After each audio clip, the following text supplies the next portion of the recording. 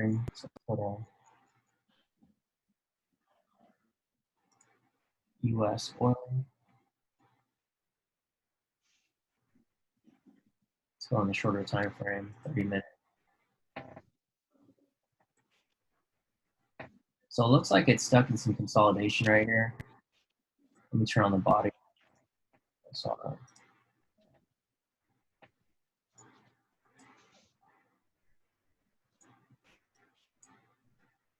yeah, so it looks like it's in some heavy consolidation right now.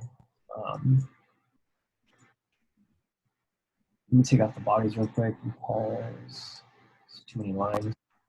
All right, cool. So right here, you can see that it retraced up a little bit. And then after a retrace, went into some heavy consolidation right here. Save your money, sir. So I think what's going to happen next is it's probably going to break down further. I think like we talked about on the premium, we're all anticipating it to come down. And it looks like it is right here. Minster on the body. E2SR.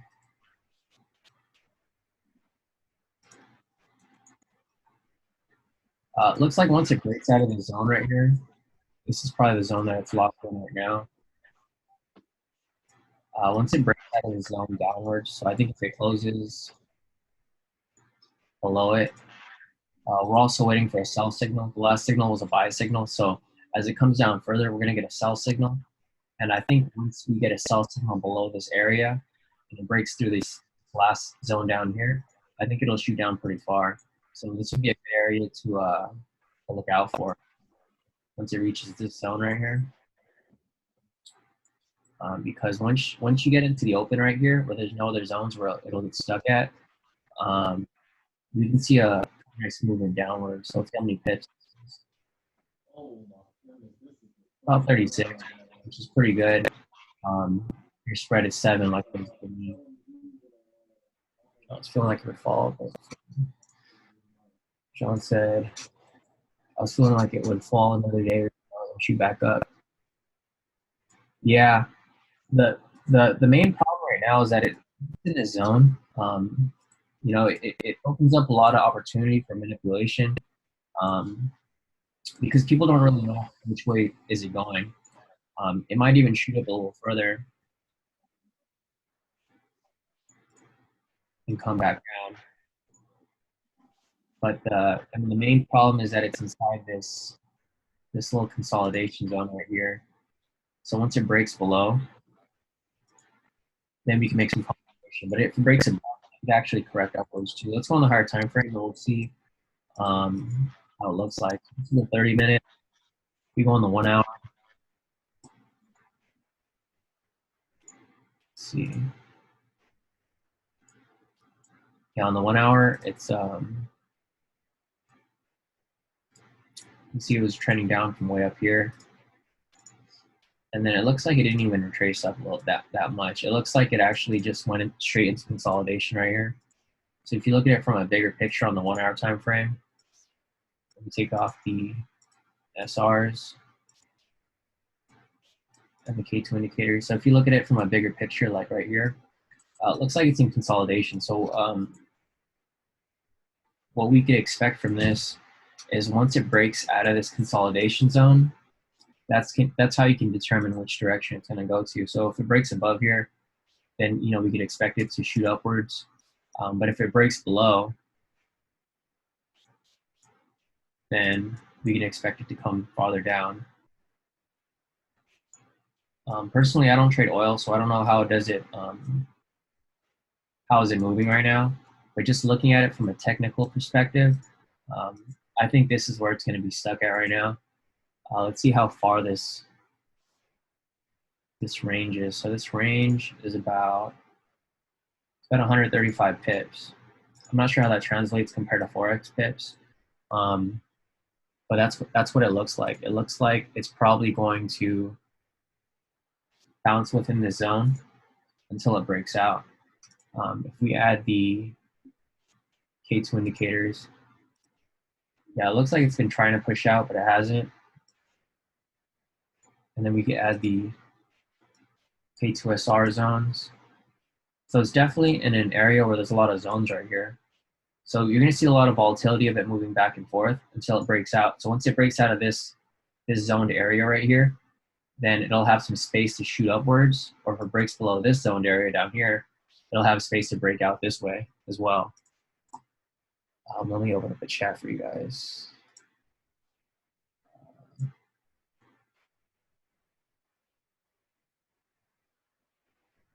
Oh, I see. Yeah, so it looks, if their pips are like indices, then I'm assuming it's like similar to S&P, because the S&P moves with smaller points, but bigger movement. So I'm assuming, yeah, the 100 pips is a lot, so you can still scalp in between. I'm not sure if you scalp it or if you just trade intraday, but if you were to scalp it, you go on the shorter time frame.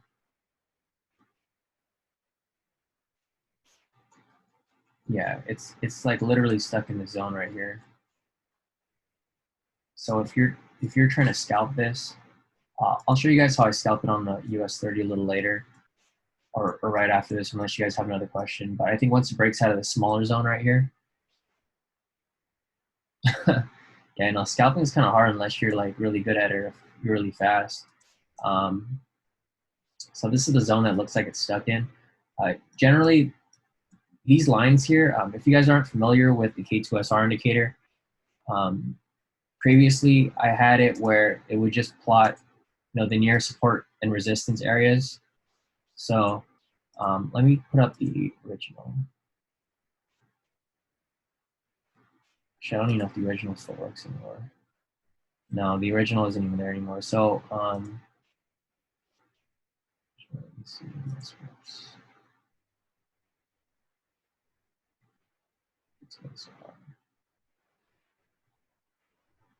Yeah, I was going to show you guys the old one. I don't think I have it anymore because I overwrote it. But anyways, the K2SR indicator basically plots the closest support resistance on the chart for you. So as you can see here, these lines that are plotted, these are areas where price is tested and rejected more than 2 times. So you can see here, price tested up here, tested again up here, it created a resistance.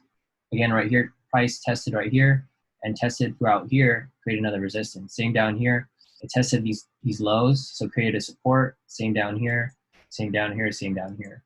But what I did with the version 2 is I set it up so instead of just creating price points, it now creates zones.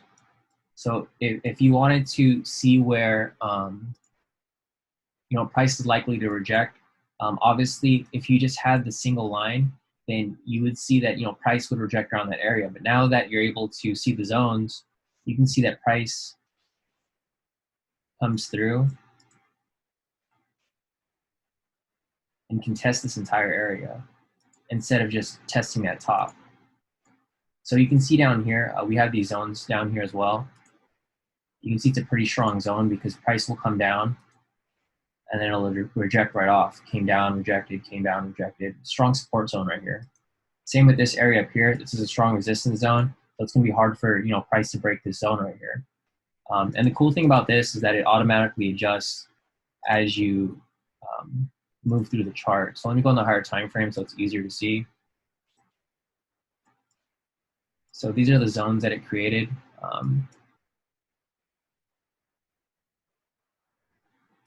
And if you wanted to see, where support resistance was, you can see right here that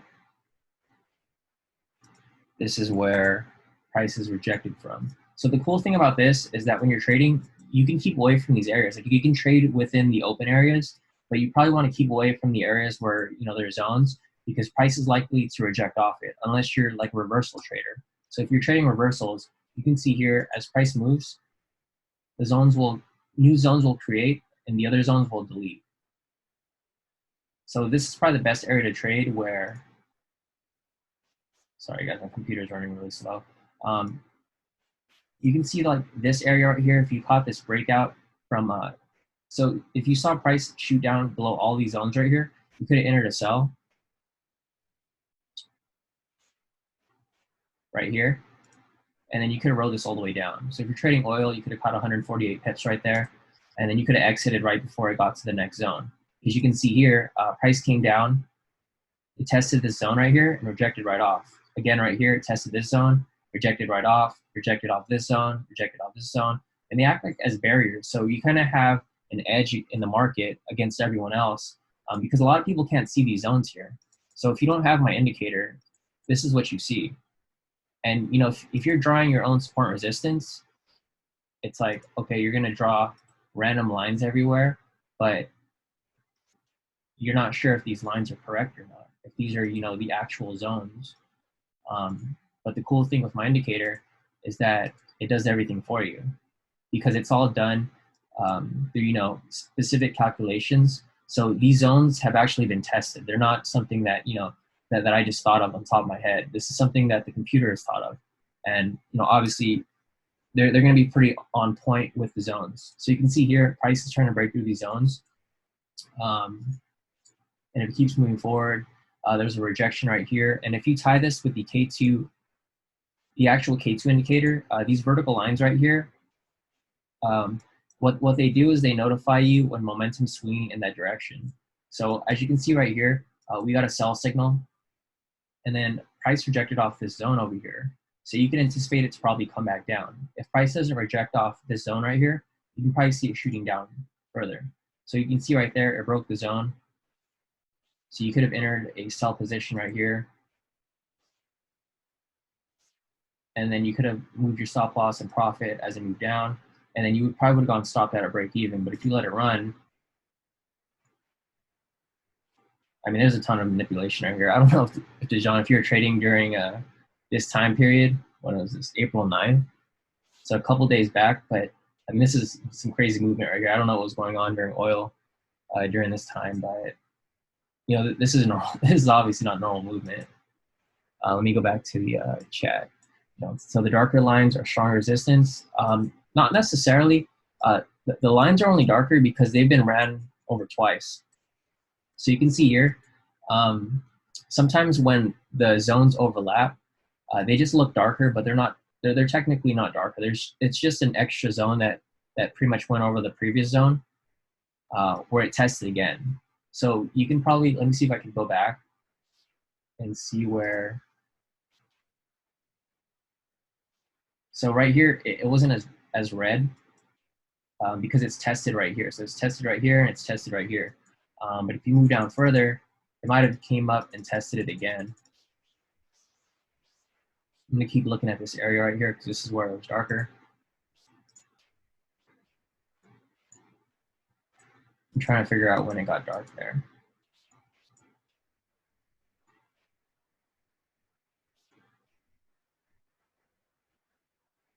Okay, so it got dark right here.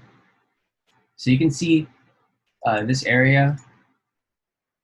So there's a zone created there already from, you know, when it was previously tested. But right here, it tested it again.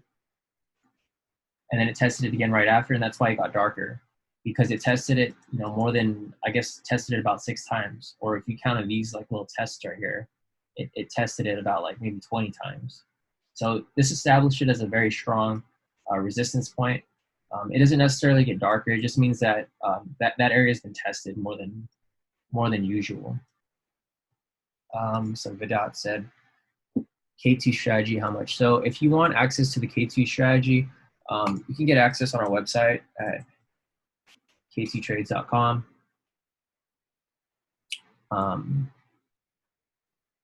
So if you go on our website and you scroll down, we have a trial going on right now.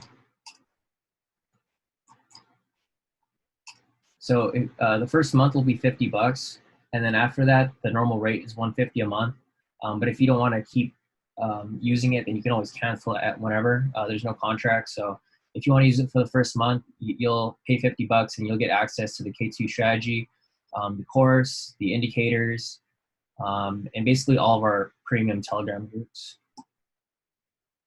And then if you want to use this trial, you just click on subscribe.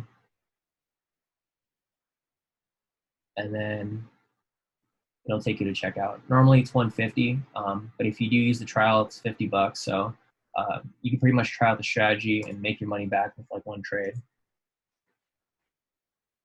Let's see, Grace said, is it possible to get the V2? Yeah, Grace, if you have the indicators already, what you do is you'll just take the indicator off, the K2SR if you have the old one, and then you go to indicators, invite only scripts, and then just click on the K2SR indicator, and then it'll come up on your chart as the new one.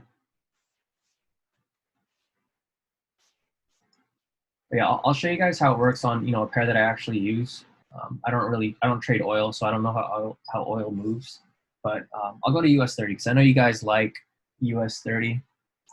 And if you guys use the indicators on there, you can make a ton of money because US 30 is a very volatile asset. So I'm gonna go back to like a random time, so you guys can see I haven't pre-thought this out. I'm just gonna go to any random date. Sorry guys, my computer's running really slow. So yeah, I'm gonna go to replay and I'm just gonna go somewhere over here, and then we can just run through it so you guys can see how the indicator works. Yeah, so if you guys scalp US 30, I'm not sure if you guys are aware, but I went over my scalping strategy before, and it's actually pretty simple. So the way that I apply it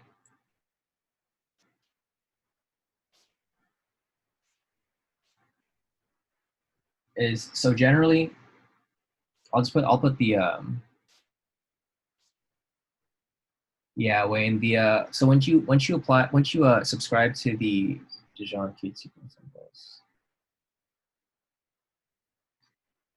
Yeah, so Wayne and Dijon, when you guys sign up for the K2 indicators, or for the K2 subscription, depending on which subscription you sign up for,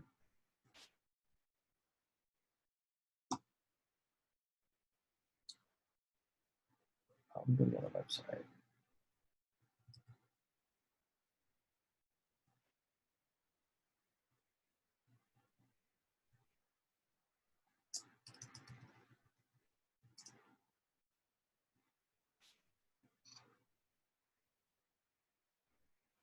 Yeah, so if you guys go to our other website, basically where all the products are, you can choose between the strategy or the signals only. Some people only have the signals, so you don't have access to the indicators. But if you do sign up for the strategy subscription, then you'll have access to all the indicators. If you guys are familiar with the indicators, there's 3 different indicators. So we have the K2 trading strategy indicator, which is these vertical lines right here. These 2 vertical lines basically indicate the swing of momentum. Also, we have the K2 trend meter down here. This will give you the overall trend on 4 different time frames. You can see it's blue down here because market's it hasn't been trending very much during the coronavirus. But if you scroll back to where price is trending, you can see down here as price was swinging upwards, it turns green when the price is trending up, and then when price is trending down, it'll turn red. Trying to scroll over. Really slow.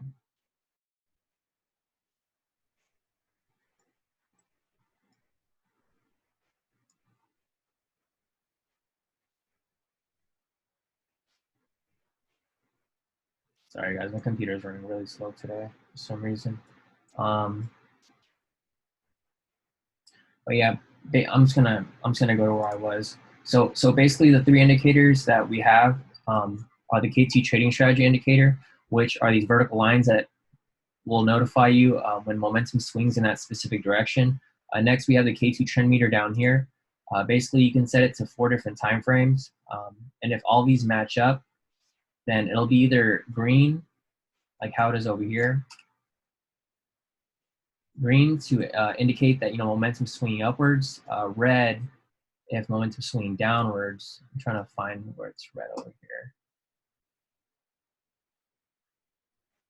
Yeah, so red right here, if the overall trend is downwards, or if it's blue, that basically demonstrates that the overall trend is neutral, which means that on the 4 different time frames that you chose, they're not all trending in the same direction. So the 30-minute might be trending up, The 1 hour might be trending up, and the 2 hour might be trending down.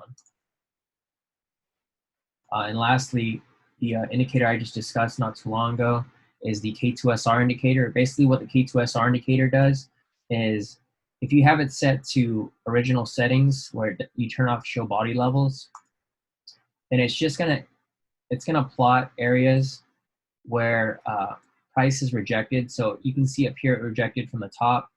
This would be considered a resistance. Down here, price is rejected from the bottom.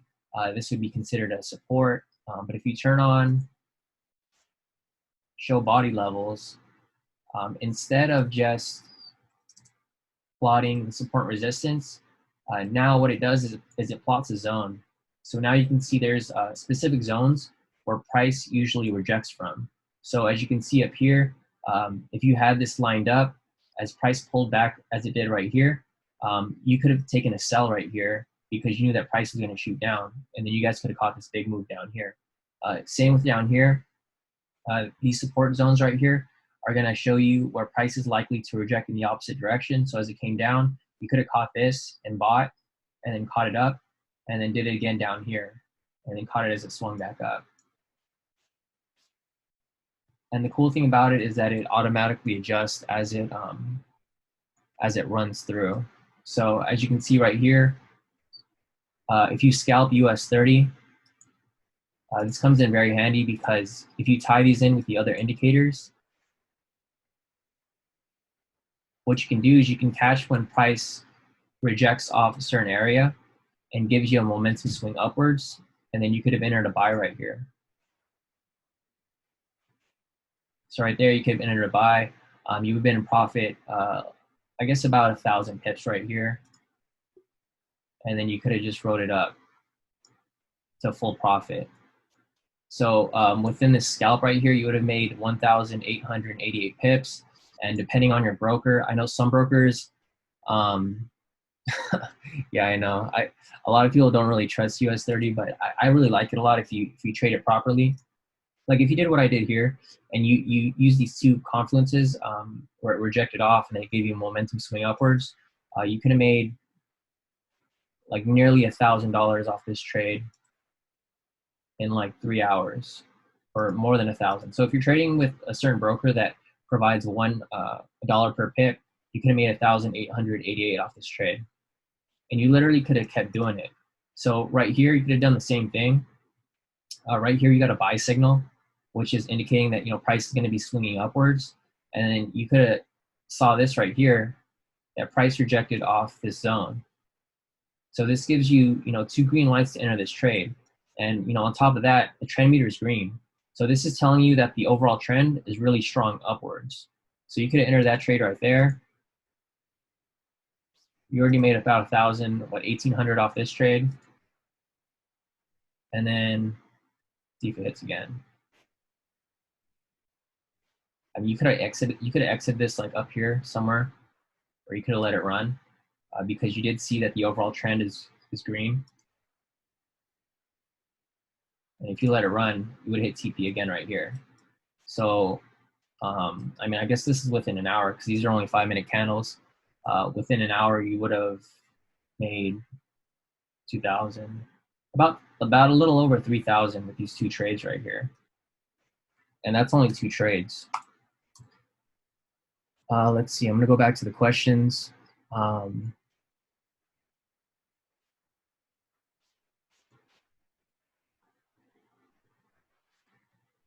Yeah, man, there's a ton of money to make trading US 30. I'm actually gonna be focusing on US 30, during the coronavirus because the Forex market is just all over the place. And with high volatility with US 30, you can easily scalp, a couple hundred pips here and there. And if you're trading, $1 a pip, that's like $100. So you can make a pretty good amount of money just trading US 30 every so often whenever you get like a valid entry. Wayne's asking how to use using the K2 exit strategy. So depending on which exit strategy you're talking about, there's a simple way of applying it. But I'm going to show you the actual way that I apply it, because the simple way is generally for if you're copying the signals. But okay, so let's go back over here. or let me just use I'm gonna use a valid entry so you guys can see the entire. I'm gonna go on the higher time frame though, so we could, because I'm not gonna on the 5-minute. I don't usually use the K2 exit strategy, but I'll show you how I use it on the 30-minute, because there's more leeway for you to adjust your position when you're on the higher time frame. When you're on the lower time frame, you have to act pretty quick. You can't really adjust it as you normally would. But okay, so let me go here, and I'm just gonna write out the K2 strategy. So this is the K2 strategy requirements. It's a little smaller. All right, so first, there's got to be a K2 signal present. Next, K2 trend meter matches signal. Lastly, you just want to make sure that price isn't within. It's different for indices. For normal Forex pairs, it's going to be 10 to 15 pips. But if you're trading indices, it's going to be, well, US 30 specifically, because US 30 moves a lot different than Forex. It's going to be 100.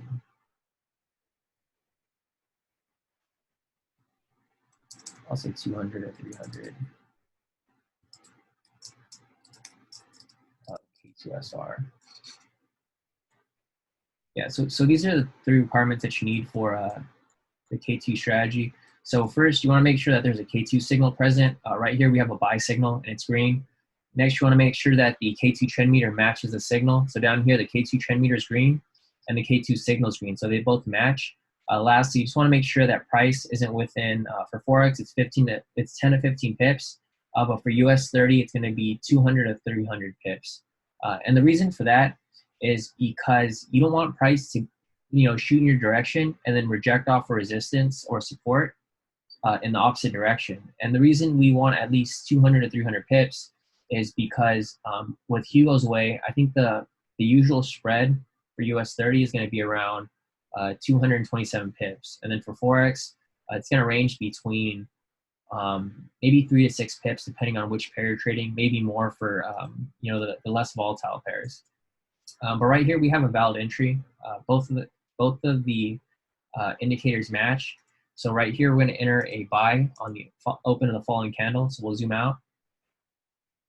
And then we'll enter a buy right there. And then back to Wayne's question. So in order to apply the K2 exit strategy, what we're going to do is we're going to mark up our TP by percentage points. So first, we're going to mark up the 50%, which is probably somewhere around there. It doesn't have to be exact. You can eyeball it. That's usually how I do it. Next, you want to mark up the 75% mark, which is going to be somewhere around there. And the 25% mark, which is going to be somewhere around there. And we'll just mark break even just so you guys know where it is. So I'm going to put here 75% profit.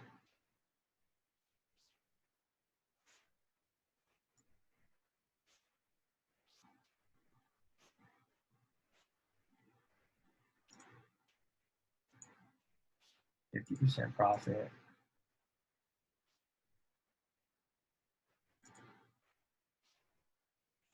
25% profit.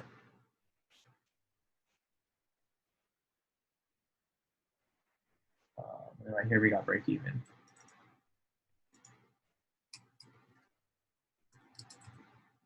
All right, so the way to apply the K2 exit strategy is first, once price reaches 25%, you're going to move your stop loss to break even.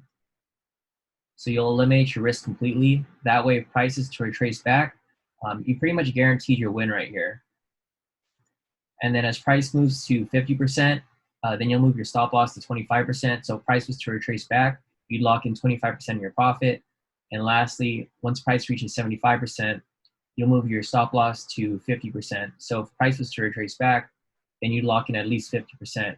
Then if you wanted to keep writing the profits, instead of having your TP here, you can just remove that. and then you can just keep sliding your stop loss higher and higher until it stops you out in profit. That's a little more advanced, but this is going to be the easy way of applying it. So let's run through this, and then I'll show you guys how it works. All right, so I reset it to how it was previously. Next, we're going to start with the first candle. So the first candle shot up to about 50%, I'd say. So we're going to eliminate our risk at this point. We're going to move it. I'm actually going to move it up to 25% because it's reached 50%. That way, if price was to pull back and stop you out right here, you'd at least lock in 25% profit. So if we're going to see how much that was, 25% profit is a little over 886 pips, which is pretty good because if you're trading with a broker that has a one pip to $1 ratio, then you would have locked in 886 pips in about less than 30 minutes. So let's keep running through it and see what happens here. You can see right here, price shot up. It didn't touch the 75%, so I'm not going to move my stop loss to 50. And we couldn't move it there anyways because price is below the 50% mark. Our stop loss is still right here at the 25% mark, so if it does pull back, I mean, you're guaranteed at least 844 pips. But if it shoots up upwards, then we could lock in the entire profit. Let's keep running it through. Looks like right here you would have gone stopped out. But again, this is only for using the exit strategy. If you're not using this exit strategy, some people just move their stop loss to break even and then they let it run.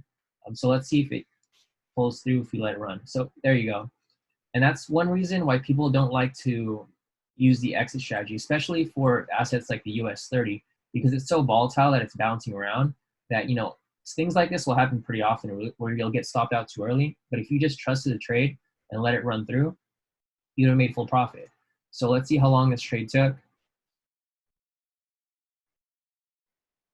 Let's see. So this took about 2 hours and 30 minutes. So in about 2 hours and 30 minutes, you could have made up to $3,769, which is actually pretty nice because this was just one trade. And if you're familiar with US 30, you can see that there's a lot of ways you guys can make money trading this. Like you can trade on scalping or you can trade intraday. It's really up to you depending on how much you're willing to risk and how much you're trying to make. Mayan said, Sean, how big of a lot size do you use? So I use depends on the type of way that I'm trading it. So if I'm scalping, I'll use a 0.01 up to a 0.05. But I trade on Hugo's way, so that's equal to a standard lot. Each 0.01 is going to be one standard lot. So if you're going to calculate that to normal Forex, if you're trading at a 0.05, that's basically trading 5 standard lots.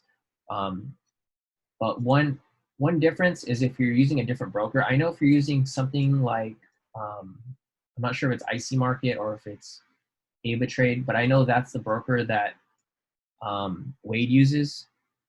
And I know for his, they're priced a little differently. Maya said, I think COT COT is similar to Hugo's way. So I think for them, it's going to be the same thing. It's going to be each 0.01 is going to be equivalent to a standard lot. I don't think any of the Hugo's way, Trader's way, or COT Forex are any different. They're about the same. With that, I'm not sure what UK broker is similar to Hugo's way. I'm located in the US, so I don't really know what European brokers are available. But I know, I'm gonna type it in the chat. I know that Wade, he usually recommends Trade. So if you guys can use Trade, I would use them.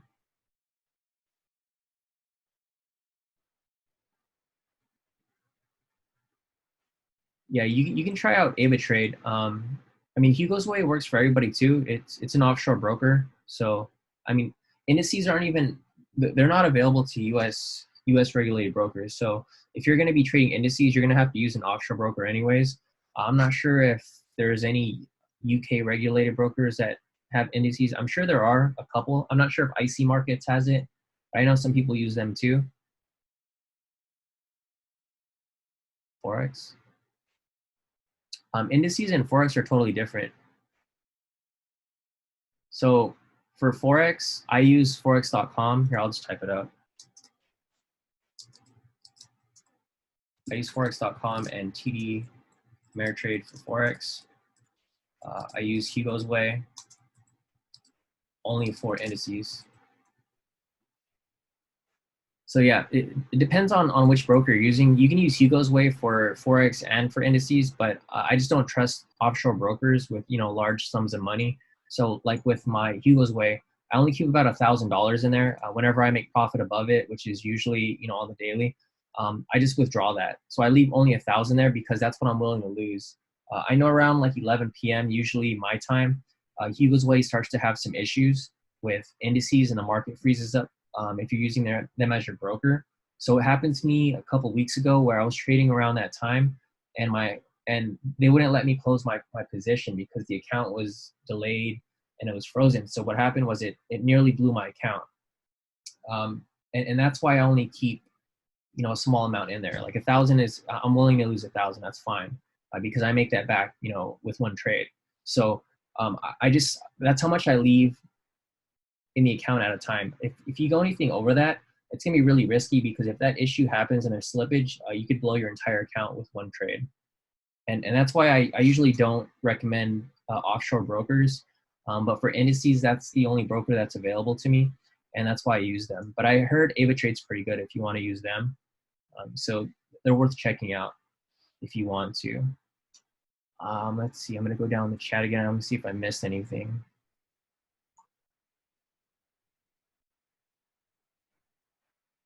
Let's see. So Smear said, thoughts on the huge bullish spike on US 30. So that huge bullish spike on US 30 was caused because of this. So I'm not sure if you saw this, Smear. This was a news release a little earlier today around the swap. So the company Gilead, they've been testing cures for the coronavirus, and they've had effectiveness, and that's why the Dow jumped up. Yeah, so I think this is the main reason why it jumped up. I don't see any other reason why it would jump up. Let me go back to today's.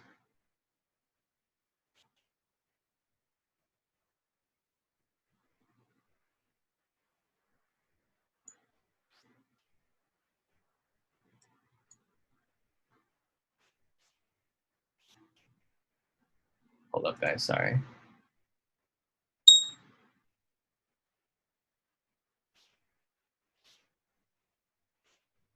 Let me answer this question in the chat real quick. Hey Tracy, it's the same thing. That same news. Here, let me pull up the article again. Yeah, so this news report came out around the time when the gap happened. All the indices move in the same direction. So they were all caused because this company, Gilead, is making progress with a cure for coronavirus. I don't think it's going to push up, for a long time. I think it was just a spike from this news article. But here, I'm going to go back to this. So it looks like if you look at US 30 right now, it looks like it's in a consolidation phase due to that big gap up. So now it's kind of a bad time to trade US 30 because as it's consolidating in this area, the institutions and the big banks are going to be looking for where the orders are. So what's going to happen here is if a lot of people are putting buy orders, then they're gonna dump the market down so they can stop everybody out and take everybody's money. Same with up here, if there's a bunch of sellers, then the market makers and the institutions are just going to pump the market and shoot it up higher. So this is an area where I wouldn't want to be trading. I usually don't like to trade where price is in consolidation, because you can tell that during those times is when the market makers and institutions are going to mess with you. So you can see right here, this was like a huge fake out, because as price broke out of this consolidation phase, they tricked people to think that market was going up, and then they dumped it back down. So what they did right here was they brought it up, and then a whole bunch of people were buying right here. So there's a bunch of stop losses in this area. So what happened right here was the banks figured there's a whole bunch of stop losses here already. So they shot it down, stopped everyone out, took everybody's money, consolidated again, and then corrected back upwards. So consolidation phase is usually an area where you don't want to trade because you can get trapped in that trade unless you're scalping. So let me see how far this is. It's not even that far. It's a small movement. It's only about 1,000 pips. So if you got caught in this, you could have gotten screwed. Same with right here. Like this is something that you guys can do. Just go back and look at data. You can see price broke upwards, and it like faked people out because they saw this breakout, and then I'm sure a lot of people tried to buy.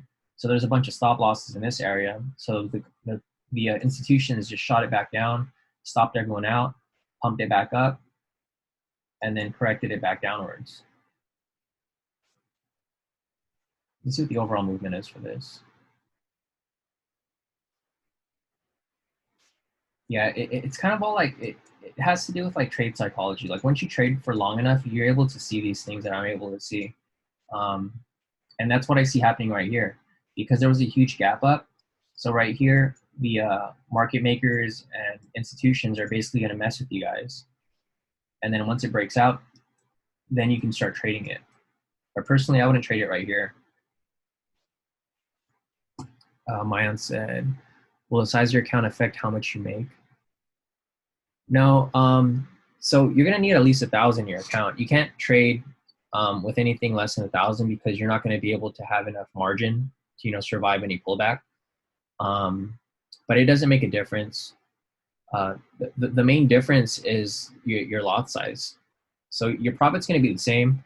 It's just if you have more money in your account, then you're going to have more to lose because you'll have more margin to eat up your loss. If you have 1,000, obviously, if you go in the negative enough, you're going to get margin called out. But if you have a $10,000 account and you have a 0.01 lot size, your broker is going to run that into negative as far as it can until it until you pretty much get margin called out of that too. So it doesn't really make a difference.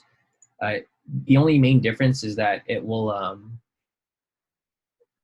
it'll determine how long you could last in a trade.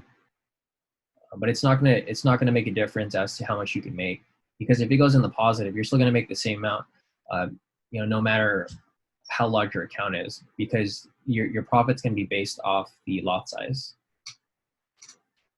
Let me go back to the chat. I'm gonna see what else. I think someone said something else earlier. Oh, Samir said he used Gonbox. Yeah, I've used it before. I'm not too familiar with it, but I did use it before.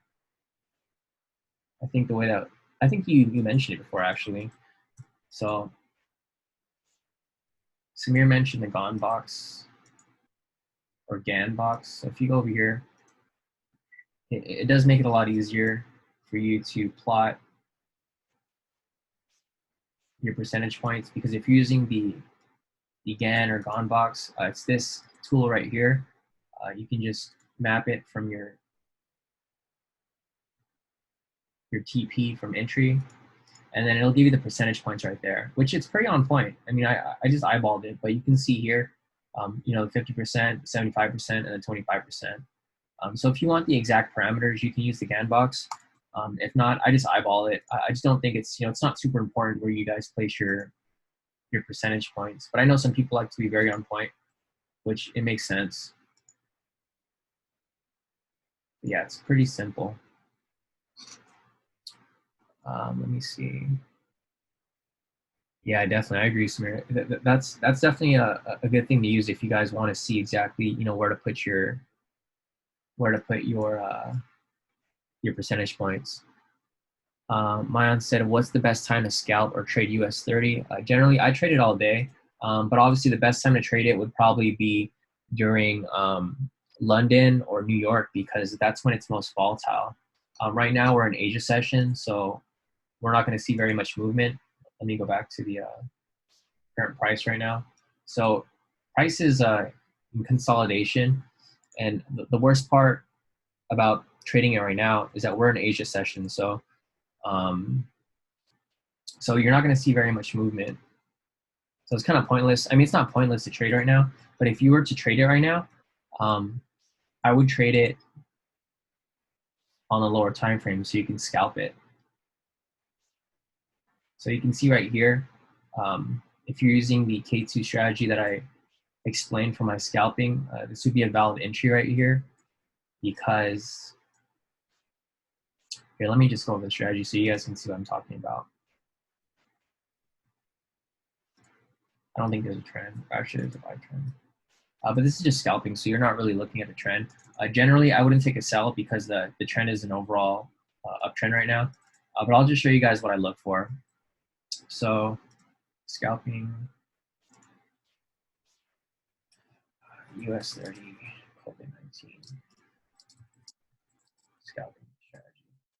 So I just use this strategy during COVID-19 because there's high volatility and it's kind of hard to trade intraday trading or swing trading because there's no overall. It's hard to find an overall trend right now, so it's hard for you to trend trade.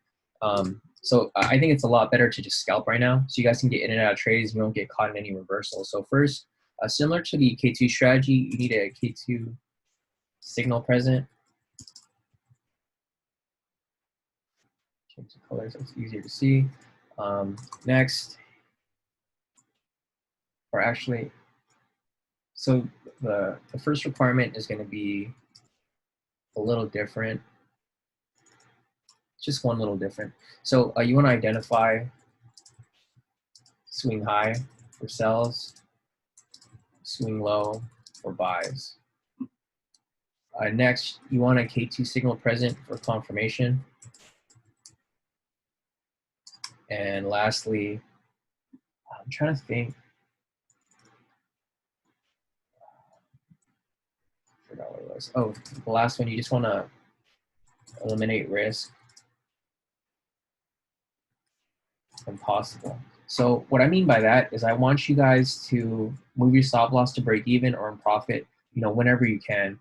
And the reason for that is because due to the high volatility, price is going to be spiking around a lot.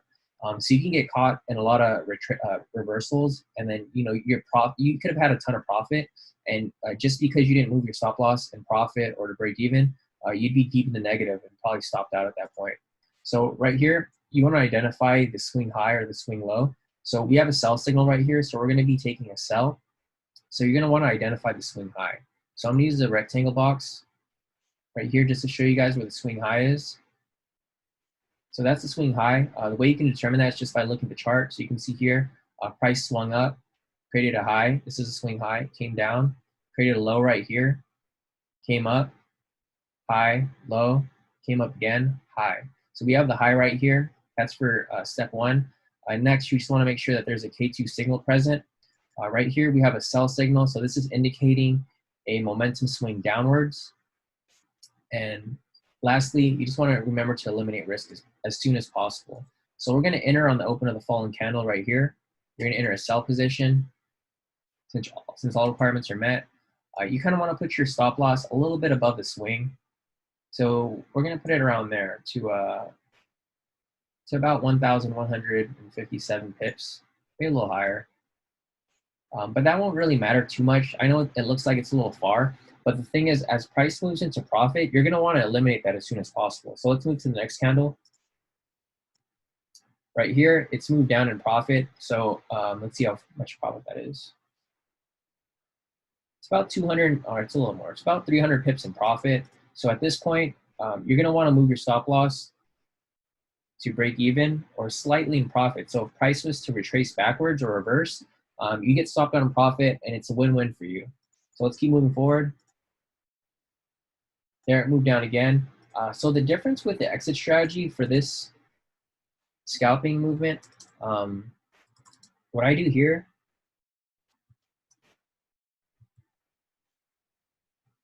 due to the high volatility, I move my stop loss to high of previous candle. So as price moves down, I move my stop loss with it. So right now we're at break even, or we were at break even, and as this candle closed, I moved my profit, my stop loss and profit to the high of the previous candle right there. So if we zoom in super close, I move my stop loss somewhere around there. That way, if price is to retrace, I would have locked in, 75 pips. So if you're trading a dollar per pip, you would have locked in at least $73 if price was to trace backwards. So let's keep moving forward. There, it dropped again. So as it dropped again, I would have moved my stop loss lower to the next high right there. So now I'm guaranteed, see how many pips. I'm guaranteed 383 or about 400. So 400 pips right there. So if price was to retrace back upwards, I would have gone stop down profit for $400 in profit. So let's keep going forward. It moved down again. At this point, I'd move my stop loss against the previous high, which is right there. Now I'm guaranteed by a little over 600 pips. So even if price was to retrace upwards, I would have locked in $600 already in about 5, 10, 15, and 20 minutes. And there you go. Price pulled back. I would have gone stopped out. I would have made about a little over 600 bucks, and I'm happy. I'll wait for the next one. So let's move forward. Right here, we got a buy signal. I think I saw in the chat. Let's see what someone else said. I think someone said they entered this. Someone entered an S&P. Was that Curtis? I saw it earlier. Okay. Oh,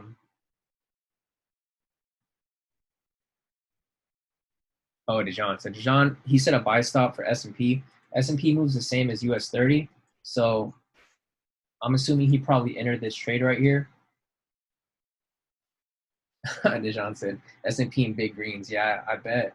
So if you enter this right here, same strategy. You want, since we're entering a buy now, you want to identify the swing low for buys. So right here, I'm gonna use the rectangle. Right there is a swing low. So right here, we identified the swing high, came down, swing low right here, swing high, again right here, swing low. So we've identified this. Next, we want to make sure there's a K2 signal present for confirmation. Right here, we got a buy signal. So this is identifying a momentum swing upwards. Lastly, you just want to remember to eliminate risk when possible. So right here, we'd enter a buy. In our long position right here. You can see how volatile this is because this is the 5-minute chart where it's moving like thousands of pips. So right here, we're going to let it move forward. Price is already deep in profit. So we would have moved our stop loss to break even or in profit. I'll just move this line up here so you guys can see. Next, we'll see what happens next. Price retrace back a little bit. You have gone stop down profit, or so generally right here, it's similar to what I did up here where I moved it to the highs, but since we're buying, I move it to low. So I would have moved my on this candle right here. Once this closed, I would have moved my stop loss to the low. So as price pulled back, I would have gone stopped out. And let's see how many pips is this for.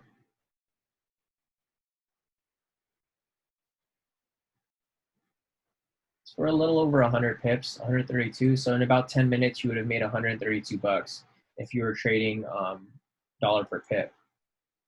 I don't know how far I moved from there. Yeah, it looks like if you held on to it. Usually I'll re-enter a trade if I think it's going to come back up. I'm assuming that's possibly what sorry, I'm looking at the chat, guys. That's probably what happened with John, because he said he was in some big greens. So I'm assuming he's still in it, which that's pretty nice. Like right there in 5 minutes, if you caught that breakout, you would have been profit already in 5 minutes, like close, a little over 600. It's pretty good. And if you wanted to move your stop loss closer as it moved up, you could have done that too. I just like to keep a little far back just so I don't get stopped out too early. But yeah, it looks like it's probably gonna keep pushing up a little further. Let me go back to the chat. I'm gonna see what else everyone said.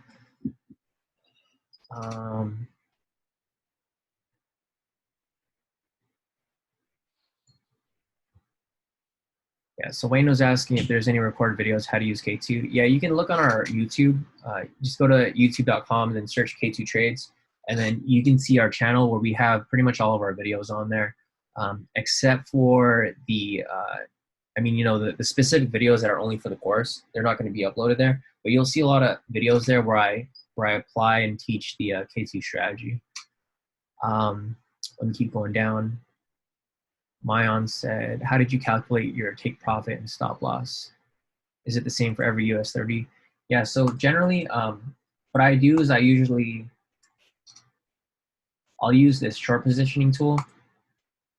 Generally, I'll just zoom out and then I'll place it where I'm going to enter from. And I just let it set automatically. But with scalping, it's a little different because you're not going for the full movements. You're going for the smaller movement. So what I'll do is I'll set my stop loss to the previous swing, just a little higher, like a little bit above it. It's about 1300. And then what I do is I trade a 1-to-1 risk reward ratio. So I'll put the profit target about the same distance away for a 1-to-1. Oh, what did I do there? Oh, there we go. Yeah, so it's 1,266 pips. So I usually put it at a 1-to-1. But the thing is, I eliminate my risk always. So it's not usually a 1-to-1. It's just a 1-to-1 when you enter. But as soon as you make it into profit, I usually just eliminate risk. And generally, since our indicator is based on momentum, it generally goes in profit at least a little bit. So once it goes into profit, then you just eliminate your risk completely. And then from there, it's like 0 to profit. Everything's profit moving forward. Let's see what else we got. Hey, Tyler is asking, how do you apply this quickly in Hugo's? I use the phone app. So what I do is usually if I see a signal, then I have the phone app open already to enter a market order. So right here, since I saw a sell signal and everything lined up, I would just have my phone out ready. And then once this closed, I'd enter a market sell. And then I'd be in the trade. And then after that, I just put in the parameters for the stop loss and the profit target. And then I just watch it as it moves down. So as it moves down, I'll manually adjust my stop loss. And that's pretty much how I do it. You can do it on the computer if you have the computer app, but I trade on a Mac. So I don't have the MT4 app on my phone, on my Mac. I do have the the Hugo's one, but it doesn't work very well. So I just prefer to use the phone. Let's see. So Jay said, when you're done, can you look at your USD? Yeah, sure. I'll pull up your USD right now.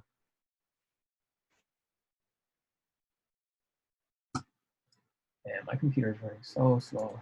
Let's see. Let's go to your USD real quick. I think I got that signal too. I got a GU signal, at CHF, JPY. So let me put up the trend meter. I'm going to pull up the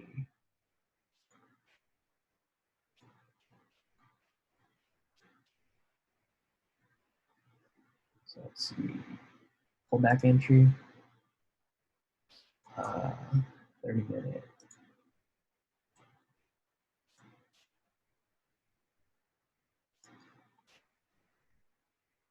Oh, like right here. I mean, it could be, but price is so far from entry. It's about 25 pips. Oh, your entry would be way down here actually. So yeah, it's like 36 pips away. So it's pretty far. What I would do is I would just wait for the sell signal. Or I mean, you could enter it there if you want to have a sell stop. The only thing is I don't like having a sell stop there if it's too far, because the problem is, price might come down, but by the time it comes down, so this is what might happen here. I'm assuming it might come up, test the zone, it might come down and retrace. And if you're not monitoring it, like you're not really watching to see what's going on, and you just leave your sell stop right there, it might trigger your order and then shoot back up. So you kind of want to watch it, especially right now, because I'm sure you know how market conditions are working. It's kind of unpredictable, so you can't really rely on it to come down, even though the trend is down. And it seems like there's a ton of market manipulation today. So let me go on the higher time frame real quick. But yeah, that would be a valid sell. The only problem is that it's too far from entry. So I wouldn't have put a sell stop right there because I don't want to get caught in any retracements. So let me close this quick. Yeah, so it's definitely in a downtrend.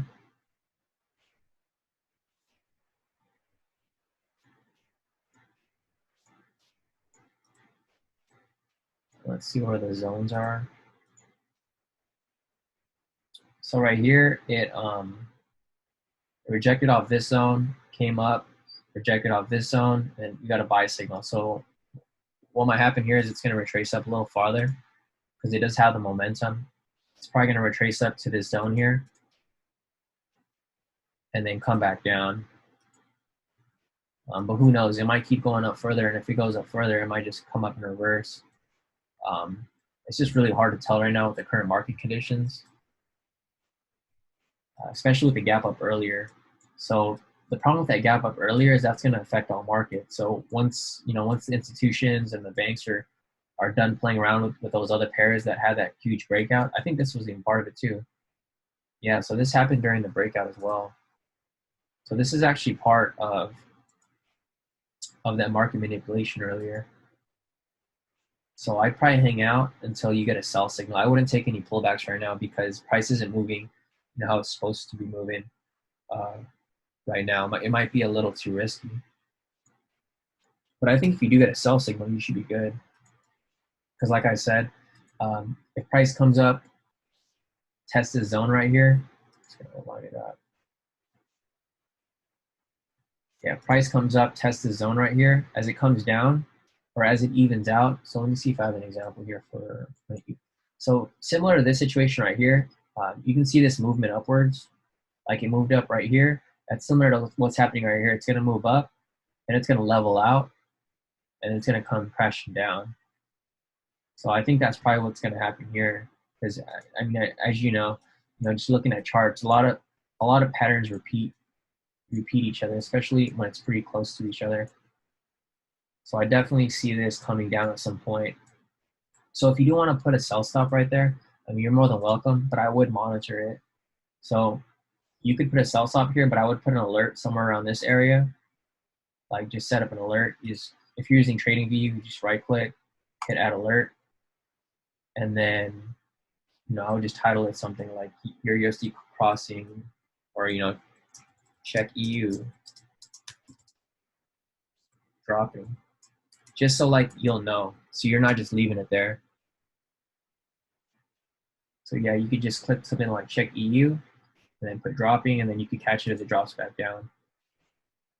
But you can see from the previous trades over here, everything lined up pretty well. Like right here, price rejected off this point. You got a buy signal. You could have caught this slow move up here for a cool, 24 pips. Same with right here. Price rejected off this zone right here. You got to sell. Could have caught, if you caught it all the way down, you could have made like 90 pips off that. So I'm definitely going to be utilizing the new indicator with a lot of our trades now, just due to the current market conditions. One way to apply it is just like the scalping strategy. So what you'll do, you'll identify the low where price is rejected, like right here, and then you just match it up with the momentum swing in that direction, and then you can pretty much enter a buy off there, and you could literally do this both ways, especially if there's no trend. So if it's neutral down here, you can trade both ways. If it's only going upwards, I'd only take buys. But yeah, you could have taken this trade, made 30 pips off that. You can see right here, price rejected off this area. Could have made some pips off here too. Use the exit strategy. Probably would have got out around 50% because it looks like this is 75% right here. So you would have gotten out somewhere around here and made 16 pips. And then pretty much rinse and repeat, same exact thing over and over again. So right here, price rejected off this zone.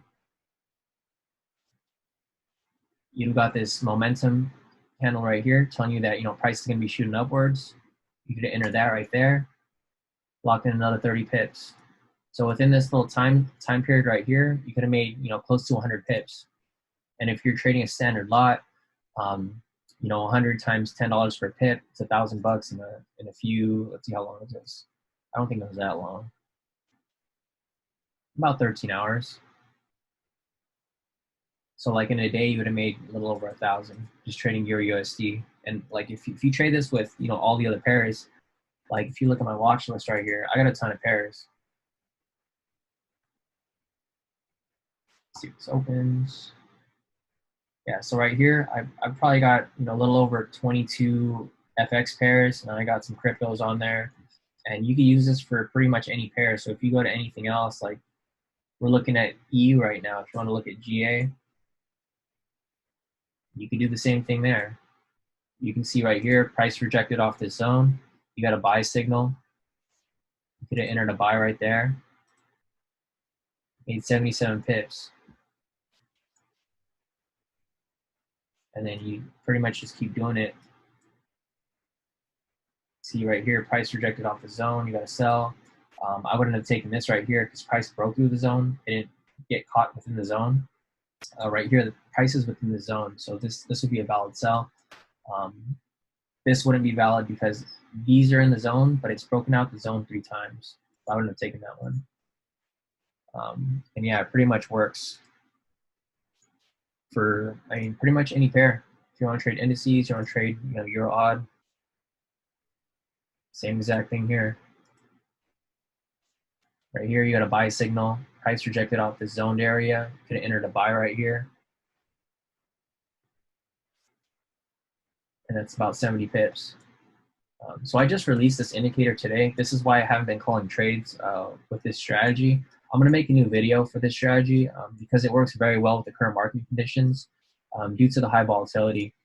It's hard to catch overall trends, but it's easy to catch momentum swings.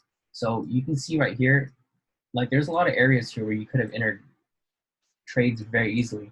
And usually I trade with a 1-to-1 risk-reward ratio.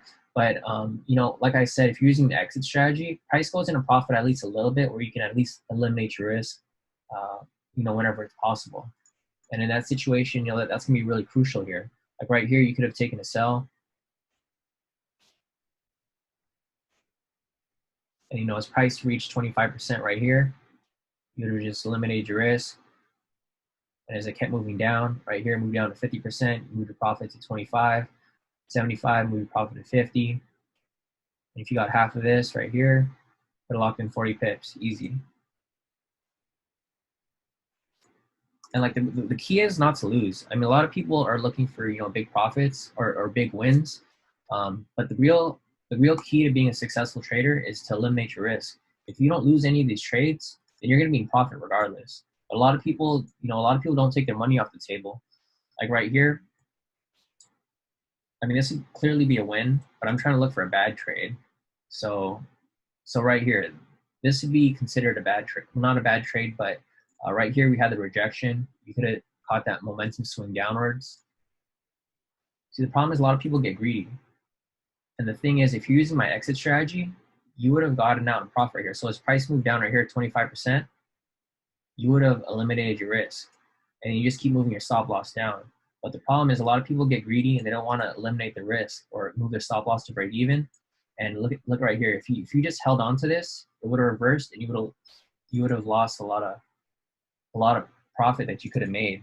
So if you didn't eliminate your risk, like I always advise to, instead of losing at break even or, you know, with slight profit, you would have lost 69 pips, and that's a lot of money if you're trading a big lot size.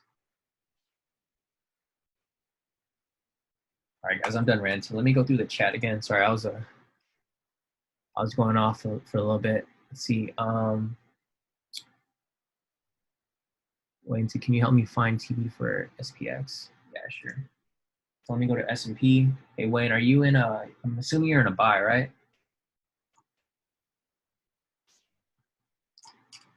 All right, cool. Go where we currently are. Oh man, you're in this trade. This is like a risky trade because you're in a. So what's your entry and your current stop loss? I'm gonna try to figure out where your entry is, so I can figure out a good stop for you. So I'm gonna zoom out. Generally, this is how I set my TP. So I zoom out. This is just to get the full move. Sometimes the move's too big, and I'll have to adjust it. So I'll hit long position, and then so Wayne got in at 38.73.90. So wait, are you on S&P? Let me see what you're on. It doesn't look like price is anywhere near that. Check real quick.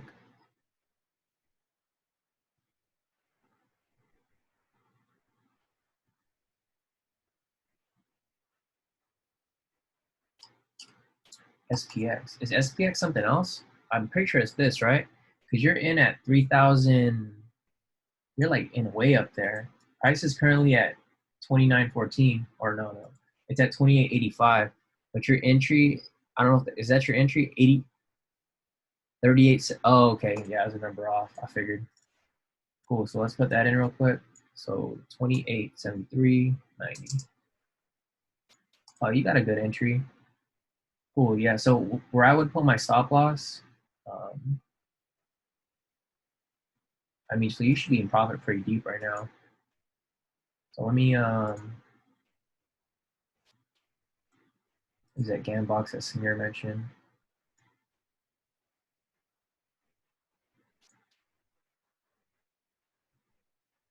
So I would for sure put your profit, I mean your stop loss at least slightly in profit. But if we were to use the exit strategy, so you got 50% right there. Yeah, it's not close enough to 25% right there. So personally, depending if like if you wanna lock in profits already, then I would put your stop loss as close as possible. But if that's not the case, I'm trying to move this. So there's where current price is. Price is slightly above 25%. Personally, what I would do is due to like the volatility of indices, price could retrace back pretty strong. So I would put my stop loss a little slightly below where it currently is. So current price is 28.86. I would probably put my stop loss at 28.80. I know it's pretty close, but the thing is, price can spike in the other direction at any point in time. So if you're like me and you want to lock in as much profits as possible, that's where I would put the stop loss. Actually, S&P moves a little different because I'm thinking about US 30. So you might be better off. No, that's too close.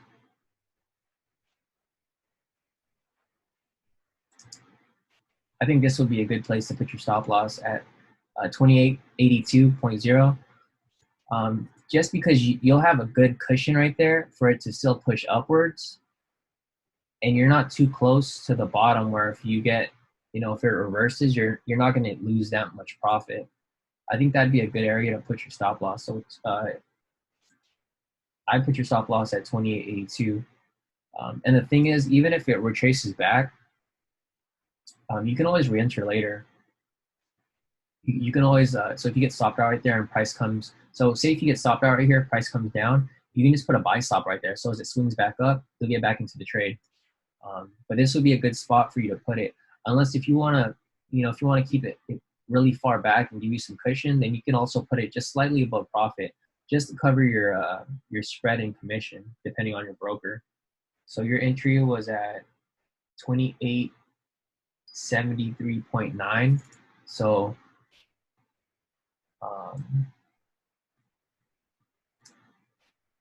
yeah, if you want to just give it as much cushion as possible, this would be a good area to put your stop loss. It'd be at 28.75. That way, you'd make enough profit to at least cover your spread and commission, or maybe even a little more, because indices are worth a lot more. But if you want to be really safe, then I would put it up here at 28.82. It's just really going to depend on your preference. If you're willing to take a bigger risk and put it down here because you want to catch that full move, or if you want to be close enough to where you can make a pretty decent profit. Because if you move it up here, you still lock in pretty nice, like 80 pips. And I'm not sure, what the conversion is for pips to dollar on the S&P because I don't really trade it. But I'm sure it's pretty nice, 82 pips. That's going to cover your spread too. But if you move it to this area right here, this is going to give you about 10 pips. So that's going to cover spread and commission. So you're basically going to be at break even with a small profit. But if you do that, then, you can do the same thing. If it pulls back, you can always re-enter. But I would just put it up here. So it's really up to you. It's all personal preference. Let me go back to questions real quick.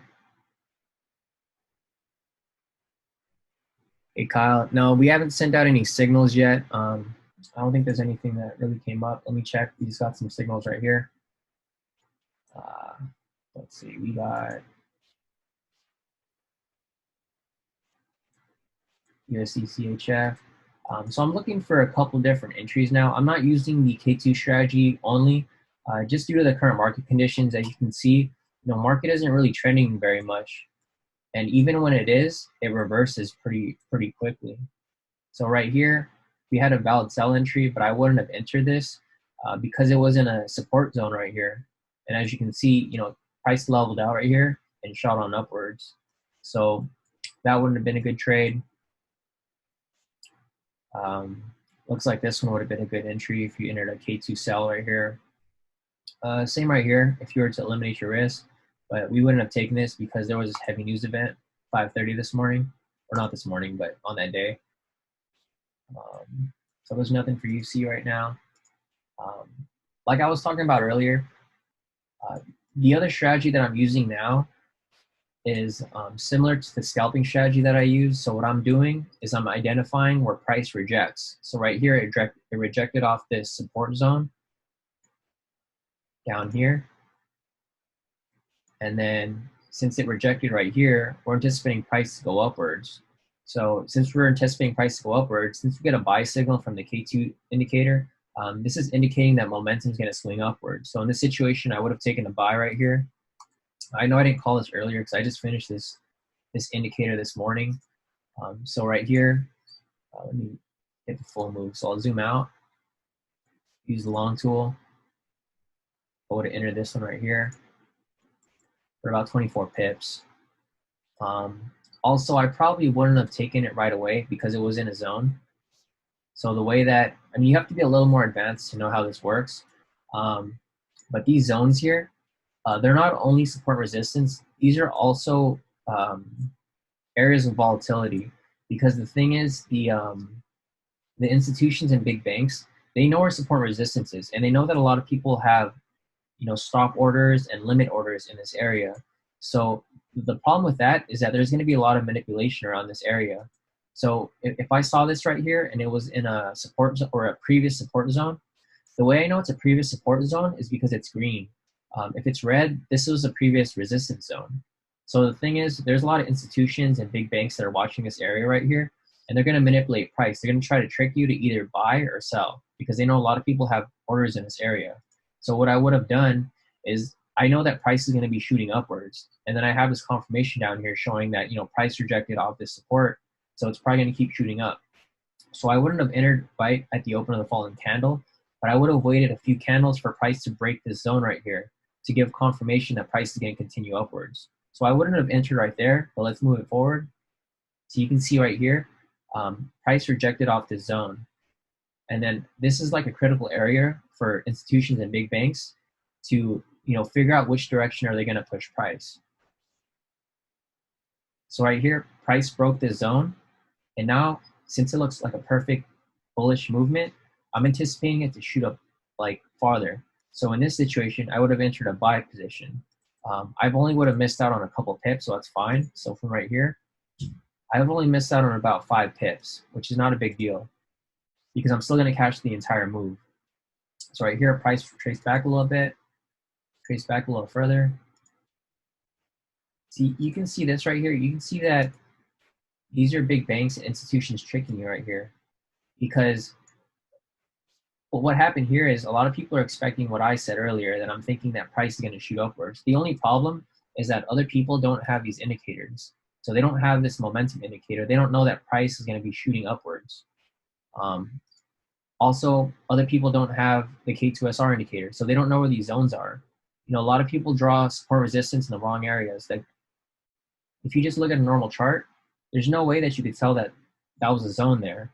But if you have the indicator, you know exactly where the zones are.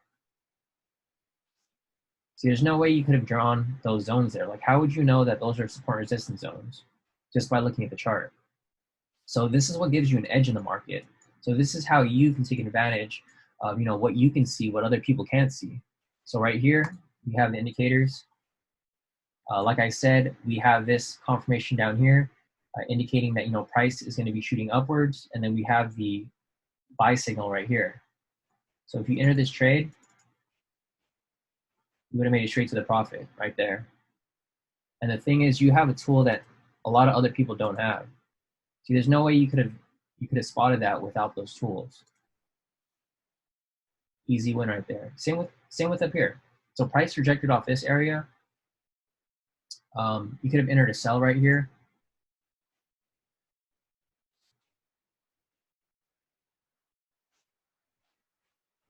So let me delete this. So if you're looking at this right here, you would see this zone right up here.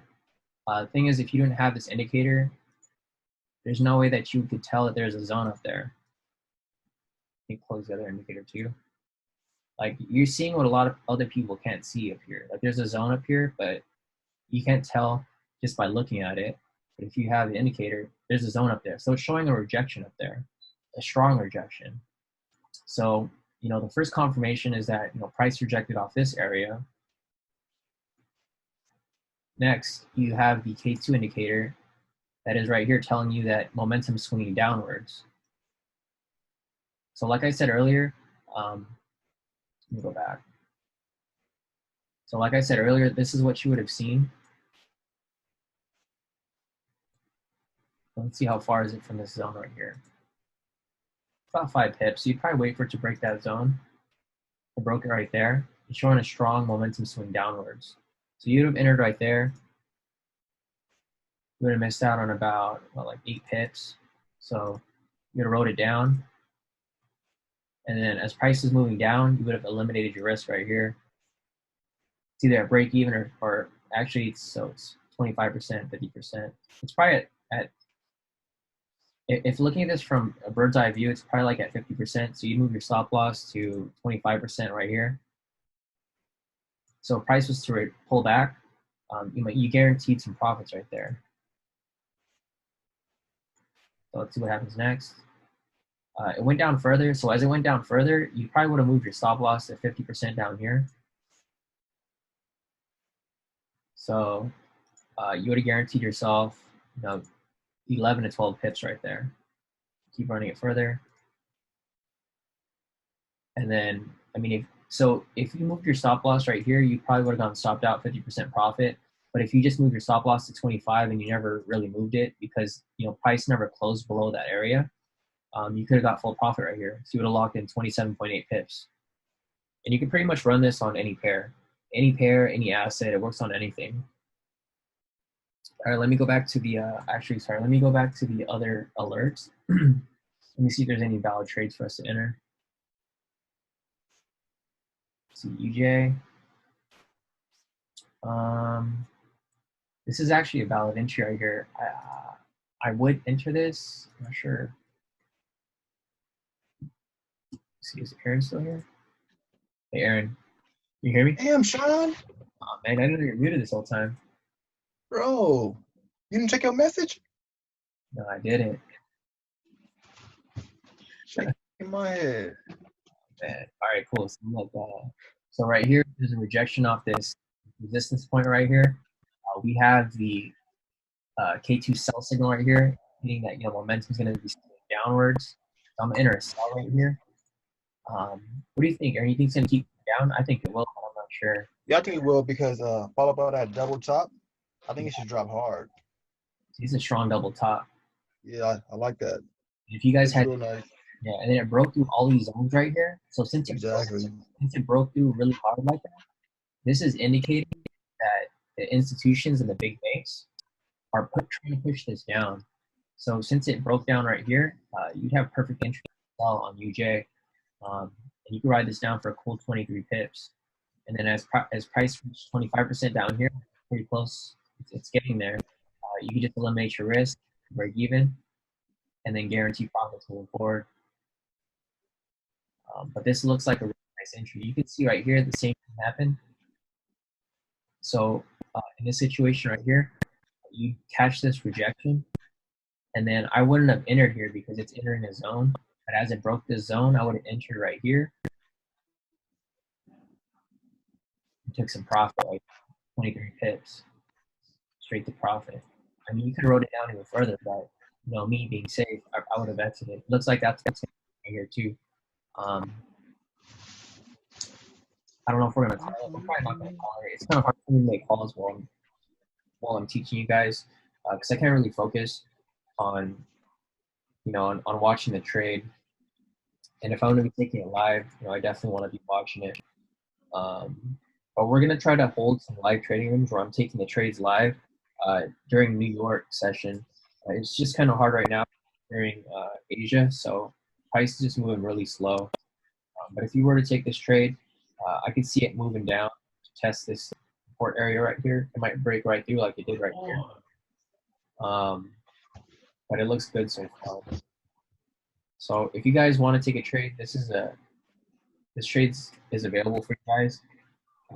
UJ sell, you can just enter market if you like, or you could just use the same tools that I used, where you basically just set the entry on the open of the following candle. So if you're on the 30-minute chart, it's the last candle. So even if you don't have any indicators, any of the K2 indicators, I mean, the indicator is definitely going to help you because you can see where price is going. But yeah, if you don't have the indicator, it looks like that. You can enter a sell on the open of the following candle. So you just zoom out, use the short tool right here, and then you can plot it right there, just so you can see, what I'm looking at. Obviously, it's not going to be as easy for you to spot things because if you guys don't have the indicator, but if you guys do, you guys can see here that you'll see exactly where price is going. And then if you guys aren't familiar with the zone, the area of rejection would probably be around here. And this is going to be 107.515. Just for reference, if you guys aren't familiar with if you guys don't have access to the indicators, if you guys don't have access and you guys want to, you guys can always get access on our website. It's only $50 for the first month, and as you can see here, I went over a bunch of trades just from today. You guys can make that $50 easily. So I think it's definitely worth the investment if you guys are serious about your trading, because I mean, it's clear that with having these indicators, you have a huge edge for a lot of people, because normally this is what you're looking at.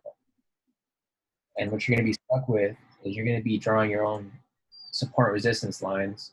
Like, I'll draw some support resistance lines just randomly, and let's see if they match up. So that looks like support resistance up there. This looks like this might be a support resistance. Let's see what else. Another one right here.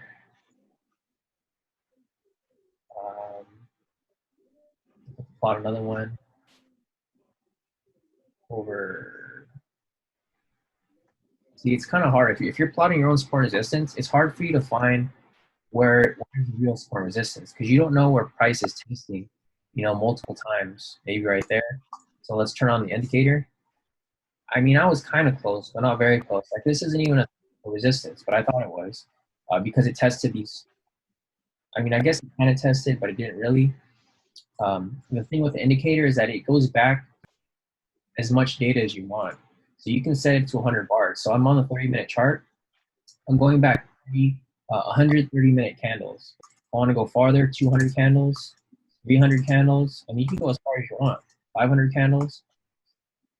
And then it'll just adjust as far as you go. So So these support resistance are the strongest support resistance points 500 candles back. That's a lot of data because you can't even, I mean, if you wanted to look at the candles, these are only 200 candles. Just by changing the number here, you go back 500 candles. So you can see data here way past here, past the chart. You guys can't even see this on the chart. See what I mean? Like, if you were to go back 500 candles by your eye and figure out where support resistance was, I mean, you never find it. But the thing is, with this indicator, you're able to decide how far back in data you want to go look. So if you're only trading intraday, obviously you're going to want to go back, you know, like 100 candles because you're not really looking far back. And also the length. If you want these things to go super far out, then you can change the length. Say you don't want to. Say you don't care about support resistance. You know, 500 candles out. You can change that to 200, and then it'll come off right here. And then what will happen is this price moves, it'll adjust, and it'll give you new support resistance areas. If you don't want to go back that far, you can just go 100 candles. See, if you don't really care about this area, but obviously you're going to want to see where price is going to be rejecting in this area. But you can see here that, you know, these are pretty strong points. We have this area, we have this area. But since you want to see where price can be rejecting over here, you want to extend that out a little farther. So, I mean, 200 is good. But myself personally, I like to go at least 500 because I don't want these lines to expire over here. I want these lines to go farther back. So the thing is, if price comes, well, right here I have it. I'm anticipating price to come down, test the support, right? If price is going to come back up, I want to know where it's going to be testing. So it's probably going to test this zoned area again. There's so many resistance points right here. So the thing is, if you have it too short, at only 100 bars, like you're not going to see where price is going to come reject from. But if you have it extended out pretty far out, you know, 500 candles, you know, you're going to know where price will be shooting from. You're going to know for key areas where to look for. So price might be ranging through here, and it just might keep ranging through. But say price breaks this zone, come up, test this area, and you can go even farther, test this resistance. And the cool thing about this is you already see a double top up here. So if price comes up and tests this a third time, you're for sure going to know it's going to come crashing down for a triple top. And then you're going to be ready for that because as price comes up, we'll have like a sell stop set somewhere like right here. Like if you saw this already, so if you had this indicator and you saw the double top, you could have easily put the sell stop right here and caught 23 pips, easy. Same thing up here. If it happens again, which it probably is going to happen, catch it again for another 23 pips.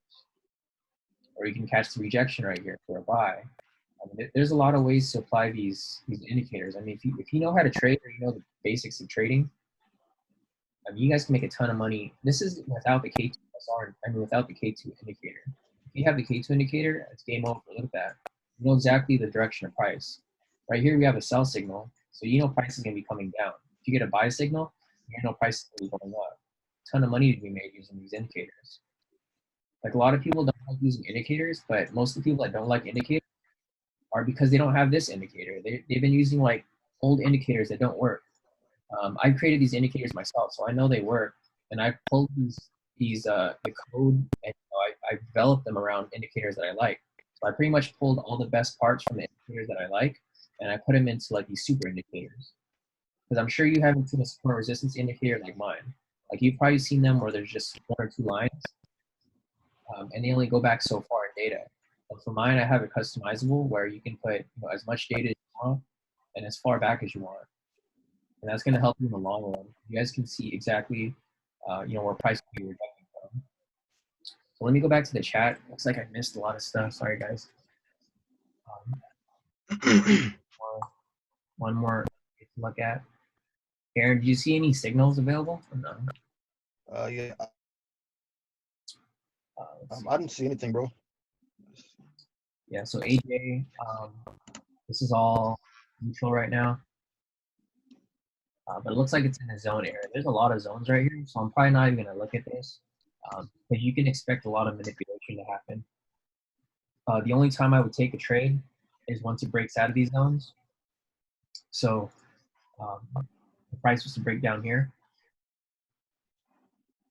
And if it was a big candle, like a strong candle, like something like this, or like this where it breaks through multiple zones, then you can probably take an entry catching you downwards. Same if it's upward. So if you have a buy signal, like right here, if you saw this buy signal, let me just go over here.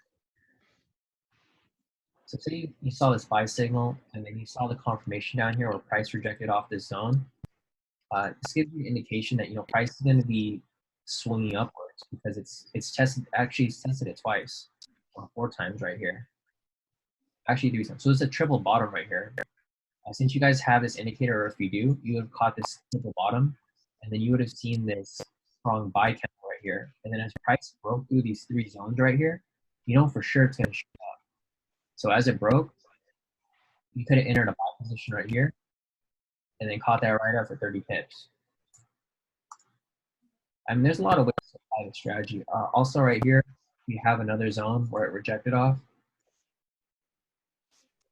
So I would probably wait for it to, I mean, it's going to be a trade because there's a huge zone up here. So as price breaks this zone, if you see a strong candle, like one of these candles that breaks through 3 or 4 zones, then I would enter a buy up here and then ride that thing up. The cool thing about this is, so once price reaches this zone right here, price is probably going to reject off it. It might not. Let's see how many pips that is. It's about 12 pips. So once price reaches about 10 pips, which would be considered 25% in this area, you just move your stop loss to break even. So regardless, is if it pulls back, you'll get stopped out with some small profit or break even, or you can ride the whole wave upwards and then catch the whole 29 pips, if not more. But yeah, that goes a quick example for that. Let me go back to the chat. Let's see what else you guys are asking for.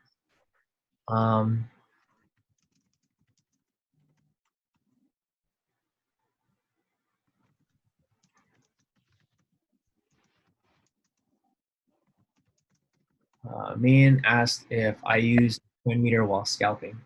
Generally, I don't. But if I do, so I do use the trend meter if it's colored. So if it's blue, then that's cool. I don't really care about it because price can go either way. But if I'm trying to find it's colored. So if it's green, then I'd only take scalps in the buy direction. If it's red, I'll only take scalps in the sell direction. Yeah, see, like right here.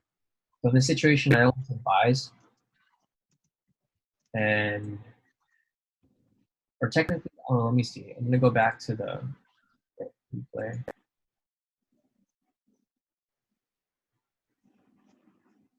So I'm going to see what happened there because price went down in that area.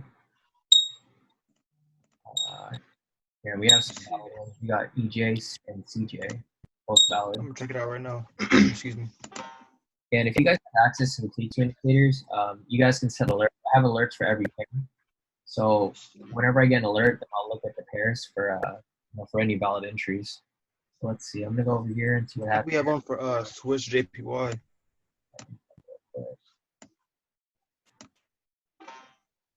Swiss JPY. Got a sell signal right there. It looks real good actually because it broke the zone. Yeah, it's real nice. Very creative. Actually, it still broke the low. Yeah, maybe we should call this. I think this is. Let me check on the other time frames real quick. Yeah, looking nice so far. It's in a 1 hour zone. It's in a zone for the 1 hour now, where it's about to hit a support. So it might be a little risky. Yeah, it might bounce off. It could bounce off. Yeah, it looks like it's bouncing off. So this is the cool thing also about the K2SR indicator. Like even though you get a valid signal, you'll have extra confirmation because you have these zones on your chart. So that'll tell you not to enter a trade or to enter a trade. Right now, it's entering the zone. What I would do is I would wait for price to break this zone, goes below it, just to give you extra confirmation that price is going to be moving downwards. Because the worst thing that could happen is you enter this trade because you get a valid entry, it rejects off the zone, and then reverses heavy. like you can see right here, it's kind of similar situation, except there was more right here. So if you enter this trade right here, actually you probably would have hit your close to TP. So you would have moved your, as price moved down, you would have eliminated your risk, so guaranteed profit. And then you would have just, if you slide your stop loss down, you could have just locked in some profit. So as it moved down to 75%, you move your stop loss to 50% right here. And then, yeah, you would have locked in how many pips? You would have locked in a cool 15 or more, like 16 pips. But like I was saying, as price rejects off certain areas, right here, price rejects off the support, and then there was a buy signal right here. So this would have showed that momentum was going to swing upwards. So in that situation, you could enter a buy there too. You could have hit it both ways. You could have made 15 pips here, and then you could have. Personally, I wouldn't have taken this because I don't like to go against the trend. But if it was a strong, um, if there's a strong indication that price was going to swing upwards, I probably would have taken it. But personally, I don't like taking too many risks right now, just due to the current market conditions. So you can see right here, price rejected off the support, shot up 30 pips right there, easy. And then you done the same thing right here, same exact thing. So price rejected off this resistance. We got a sell signal right here. The only problem is that it's right at the support. See, the thing is with this buy entry right here, it closed above it. So it already made the confirmation that it was going to shoot up. Right here, this is the confirmation we're waiting for. We want this candle to close below so that we can catch it shoot downwards. And then we have a cushion until the next zone of about 28 pips. So you can easily lock in some pips in between. Aaron, did you look at EJ? I think there was one for there too. You said EJ? Yeah, let me check it. Oh, it's the same. I brought this one up earlier. It looks good. See, well, yeah, it looks good. How does the other time frames look? Let's see. I'm gonna see if there's another zone of 1 hour. Yeah, it looks pretty nice to me, bro. Yeah. Yeah, looks good. Should we call it? Yeah, we should call it. I like it. Excuse me. Right? Yeah, it looks perfect. You should probably put TP1 right here at the zone. The zone's gonna be at Like 30 pips? How many pips is that? I can't see. it's gonna be about entry right here. About 16 pips. It's not bad. All right. Yeah, so Aaron's gonna call that trade. We're gonna give it to the premium members, so some money right there for you guys. Cover your subscription costs. One trade. All right, so let me go back. While Aaron's doing that, I'm gonna go back to the list and see what else you guys are asking for. Let's see. Yeah, so back to Mayan or Mayan. I'm not sure. Sorry, I don't know how to pronounce your name. But yeah, generally, if I'm scalping and it's red, I'm only gonna want to take sell entries. Same with buys. If it's green down here, I'm only gonna scalp upwards. The reason for that because you don't want to go against the trend when it's very strong. I have my trend meter set 30-minute, 60-minute, 1 hour, and 2 hour. So, or actually, it's a 30-minute, 1 hour, 2 hour, and 4 hour.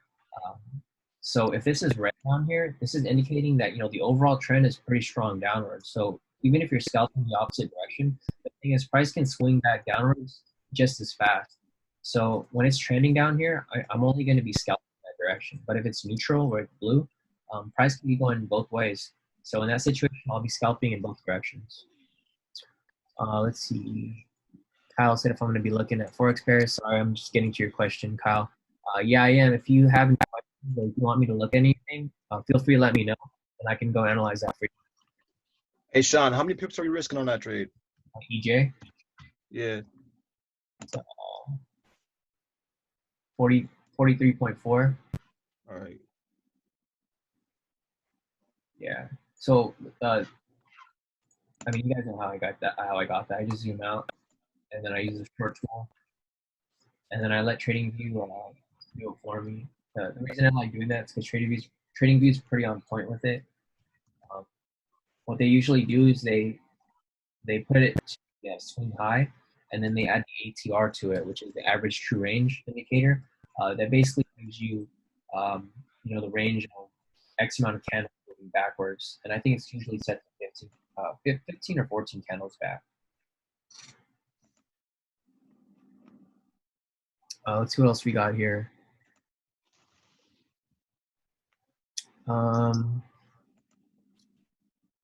Oh, sorry, Curtis. I just saw your message. Let me see if I can take you. Is he still on here? Yeah, boy. Oh, I think he's off. Yeah, I'm pretty sure Curtis is scalping right now. So let's keep going down. Oh, sorry, Wayne. So I just saw your question. You were asking about TP. I'll go back to F real quick.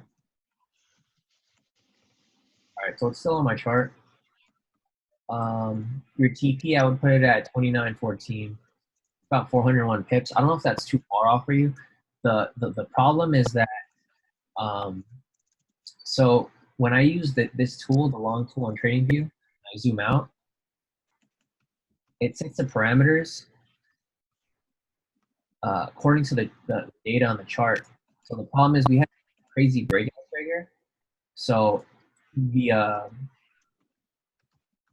TP and stop loss are going to be pretty wide. So I don't know if you want to make them a little less. I probably would put them down here actually. So instead of putting it that far out, I mean, I'm not saying that you shoot up that far, but I like to be cautious just because of the current market conditions. So I'd probably put it at 130 each, both ways. And I think that'd give you a safe. Actually, you would have hit TP already. It's like no point. Actually, you're fine. You got in at a pretty good entry. So if I was to maybe 300, and this is just me eyeballing it. So I probably would have put your TP somewhere around there, 2,900. On my chart, it says 2,903, but I like to kind of keep it around a whole number. So you might be good leaving it at 2,900. And that still gives you pretty good leeway for how much space you got there. But for sure, you should at least move your stop loss and profit. Looks like it's pulling back a little bit. So at least, I don't know if you put your stop loss where I previously said. If you put it at 28.82, you probably would have gone stop out by then. But you would have made a nice profit at that point. You would have been up at least 80 pips. Otherwise, I'll at least put your stop loss down here and slightly in profit at 28.75. So if it was to retrace back, which it looks like it's right now, at least you get stopped out in profit. I'm gonna look on the higher time frame, see if there's any zones in this area. Not yet, because it looks like that big push earlier pushed it out pretty far. So it looks like it's still coming up. So technically, I think you're fine. Farthest it'll pull back is probably this zone right here. Yeah, it's a pretty far pullback, but at that point, you should already have your stop loss and profit just in case. I'm not sure how far it'll shoot up, so just be careful with that. All right, let me see what else we got here.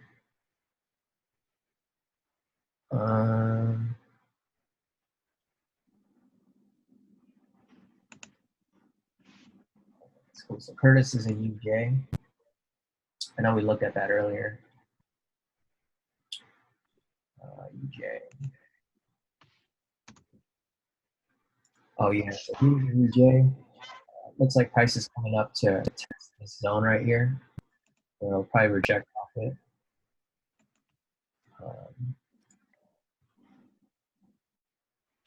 Or it might shoot up. It's kind of why I don't really like to speculate unless I know for sure. But it does look like it's going to come down. There's way too many zones in this area. There's 4 different resistance areas, or 2 actually.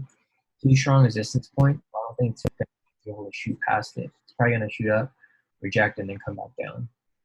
So if you're in UJ, let's see. Tyler said, "Do you know it's a different price from trading between Hugo's?" Yeah, it's a bit of a difference. Hugo's data is usually kind of delayed, so you see that it's a few pips behind. So I usually like to keep a little bit of cushion if you're going to be going off the trading view numbers. Yeah, it's usually off pips. And keep going down. Curtis is asking if the indicator is usable, and it is. Yeah, all you need to do is go back on your chart and then remove it from your chart. You go put it back on. Let's see, mine's asking if there are any pairs that move a lot during Asia session. Generally, all the GPY pairs, so UJ, EJ, AJ, the Australian pairs, they don't move a lot, but they move more than others.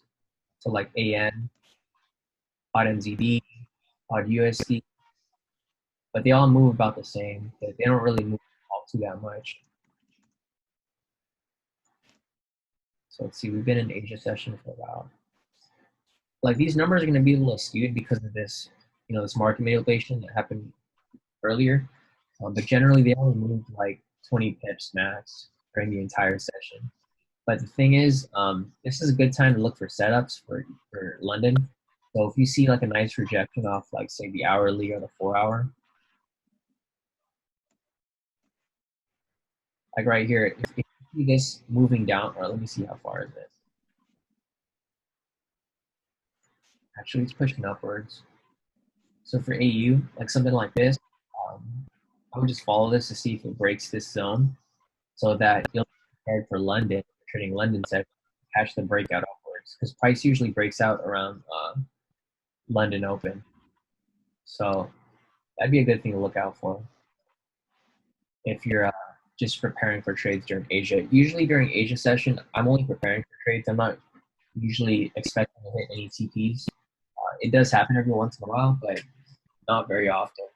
Asia usually is a time where you can look for good setups.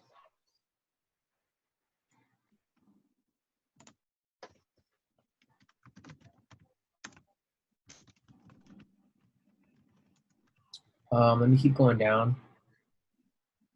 The chat, let's see. John said to check out NJ, so let's pull up NJ real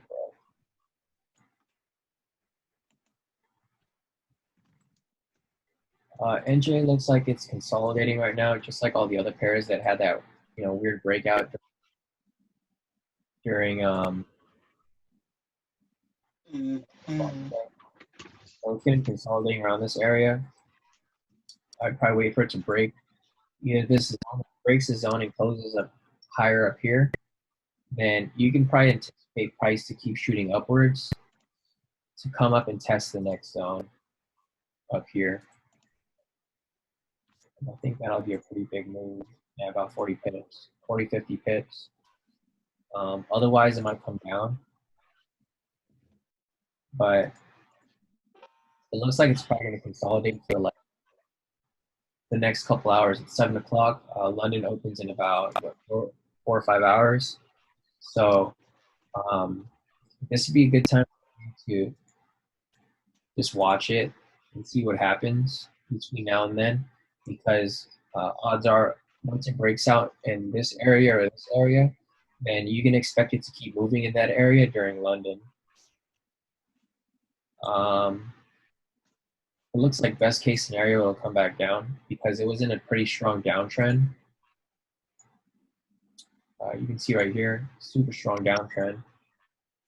And then it only shot up because of the manipulation. So what I see is if price corrects, it'll come back down. And it'll come back down pretty hard. Otherwise, it will just depend on where the market makers want to move price. Like I explained earlier, the market makers and institutions are going to try to trick you guys. So you can see right here, same situation, it consolidates, and then it shot up upwards, and then it came shooting straight down. So the thing is, you don't want to get caught in something like this because they're going to trick you.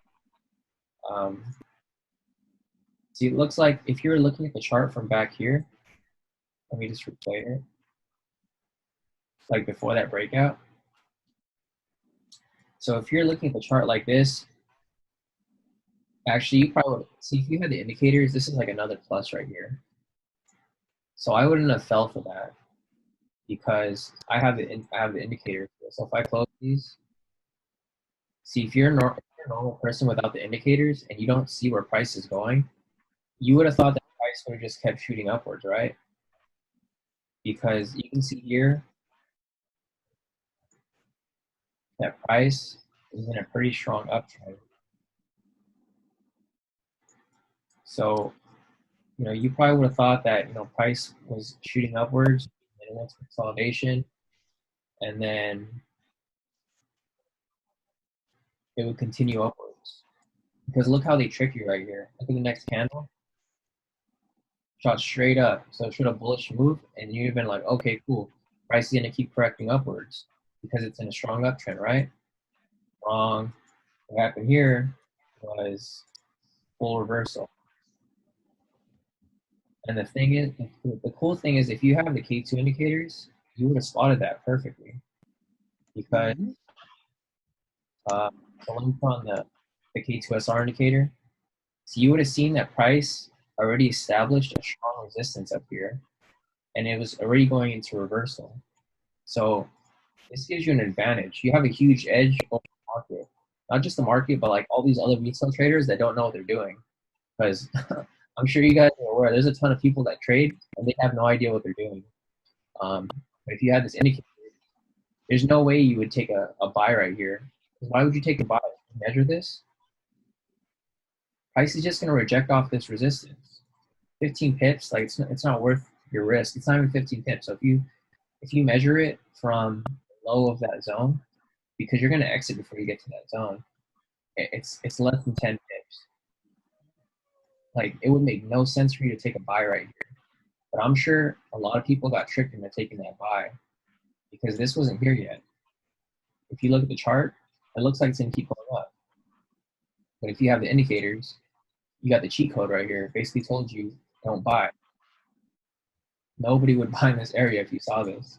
Because now that you know that there's a zone up here, you can anticipate the price is going to come shooting down, right? So let's move forward and look what happened. Boom, right on point. There's your cheat code. If you caught that ride from right there, it's 200 pips. That's a lot of pip right there. I mean, I wish I took that, but I didn't have this indicator yesterday. I made it this morning.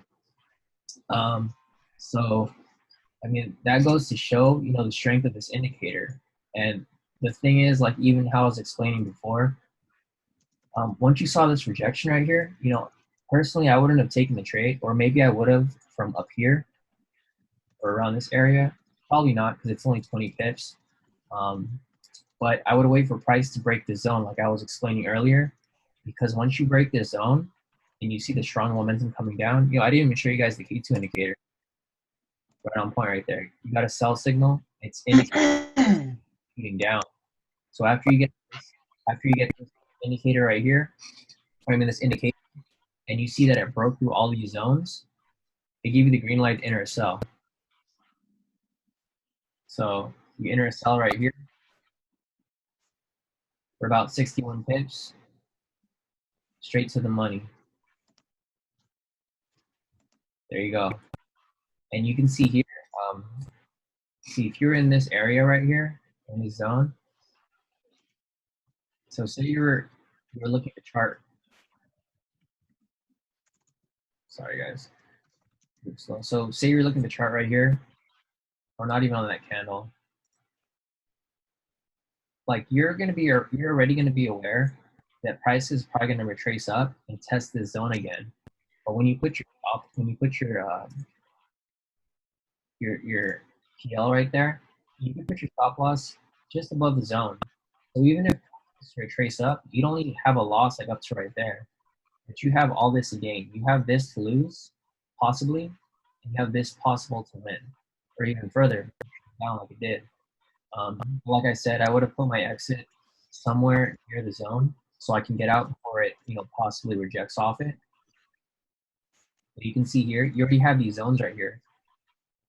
And if you look closely, price comes across this zone. But you guys know it's going to test it because you guys have the zones on your chart already. If you guys don't have zones, there's no way you can see this was happening right here. But you guys have the indicator. So if you have the indicator, you're gonna know where price is gonna be rejecting from. So you can see it's rejecting from this area. And then say if you wanted to wait for a little more confirmation, you could have waited for it to test, and then this would have give you confirmation of the drop again, because you can see here that it rejected off this high and gave a bearish confirmation. So once it gave a bearish confirmation, you can enter your sell right there, and then you can still write it and get out before he reaches the next zone. So you enter that trade right there, straight to profit. And right here, you wouldn't have been scared because, see, like normal person would have been scared when it started retracing right here because you don't have these zones here. So if you take the indicators off and then price started retracing up like this, you probably would have freaked out, because even if you're able to identify this high right here, see, you know what this high is? Look what happens here. Price comes up and it breaks that. It breaks that zone. So once it breaks that zone, you probably would have freaked out because you're like, crap, what if price is going to come and shoot back upwards in reverse? But the thing is, when you have the K2SR indicator, you know that there's zones right here, and you know price is going to reject right off these areas. So you're like, all right, whatever, let it reject off, and then let it come back down. And that's exactly what it did. Same with down here. You could have been in this trade, and then price would have rejected off this zoned area right here. And a normal person would have freaked out because they wouldn't have that zone right there, and they wouldn't know what the heck's going on right here. But the thing is, you have the zone, so you're like, okay, cool.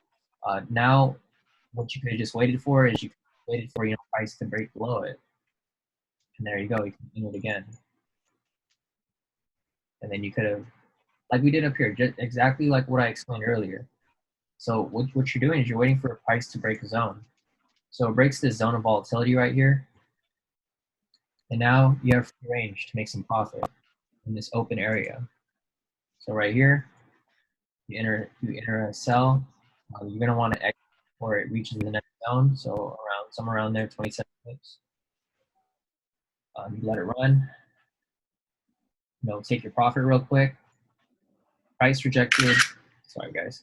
Price rejected directly off this zone right here, and then shot up. So like I said, if you had your TP right above the zone, you could have locked in about 30 pips, and then let it retrace back, and then now you just wait for your next entry. So what I would do in this situation is I would just wait for price to either pull back, break the zone, take a buy, catch that right up, or have it retrace up and pull down like what we're waiting for right here. See that? Exactly what I said. Okay, here you can wait for price to come back down and give a confirmation. Confirmation I was talking about. So right here, you would have let it confirm that price retraced back into the zone. It closed below it. You get to enter another sell right there, and then made some more profit as it came down. Right there. So I mean, there were a ton of entries that you guys could have taken. You could have taken this one up here, made 46 pips. You could have taken this entry right here, another 46 pips. You could have taken this entry right here, another 46 pips. Taking this entry right here, another 41 pips. So I mean, the possibilities are endless if you know what you're doing, and it's not really hard because you're just really looking for rejections. You're waiting for price to reject, and then on top of that, you have the K2 indicator that shows you the momentum, like the direction of price. So it's a no-brainer. How can you mess this up? It's like, all right, you see the rejection here, you see a sell signal, take the sell. You see a rejection right here.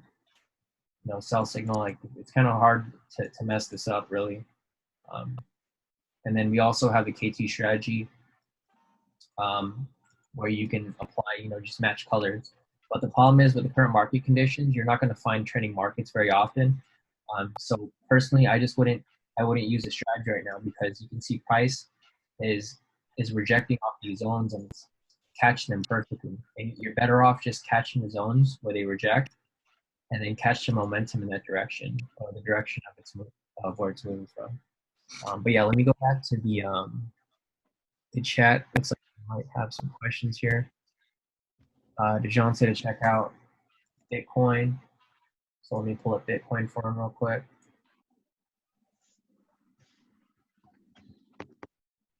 BTC.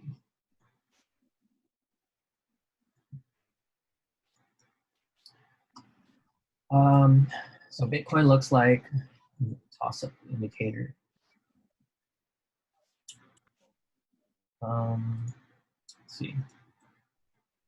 It looks like Bitcoin was also affected, or I don't know what happened here. Something happened here yesterday. See, the problem with Bitcoin is that it's all speculation. So it's kind of hard for you to really gauge direction. But the plus with that is that the K2 indicators actually work perfectly with cryptos because a lot of people trade cryptos off technical analysis. So you can see the price rejected off here, which you could, or it looks like the overall trend is green right now. So I would probably wait for it to reject off some area and break this zone. I think once it breaks the zone, then it gives you a good buy opportunity because it could skyrocket just like it did right here. So let me go back to these. I'm just going to go rewind to see how the charts look over here.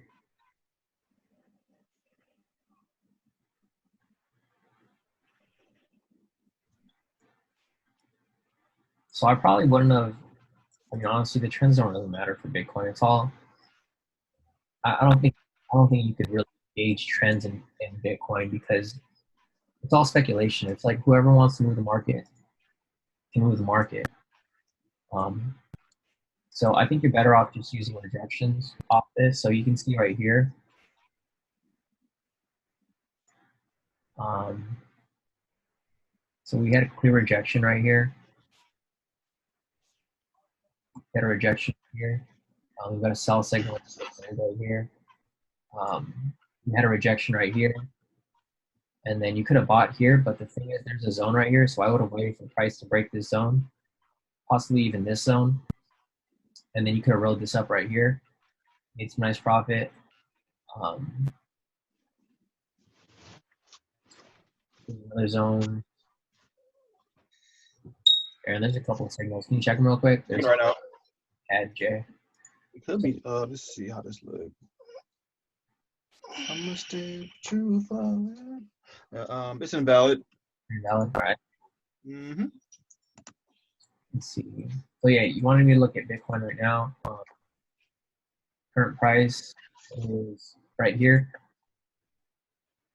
I mean, honestly, it's a coin toss if you're trading Bitcoin, because price can either break out upwards or break out downwards. So I would wait for price to break this zone right here. So if price would break upwards, then you can probably take a buy.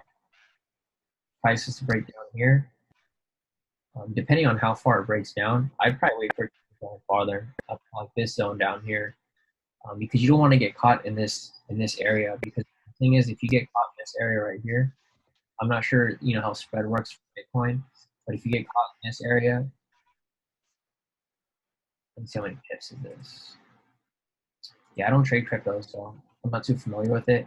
I don't know if this is a lot of cushion for you, but if you can make profit here before it reaches the zone, then that would be good.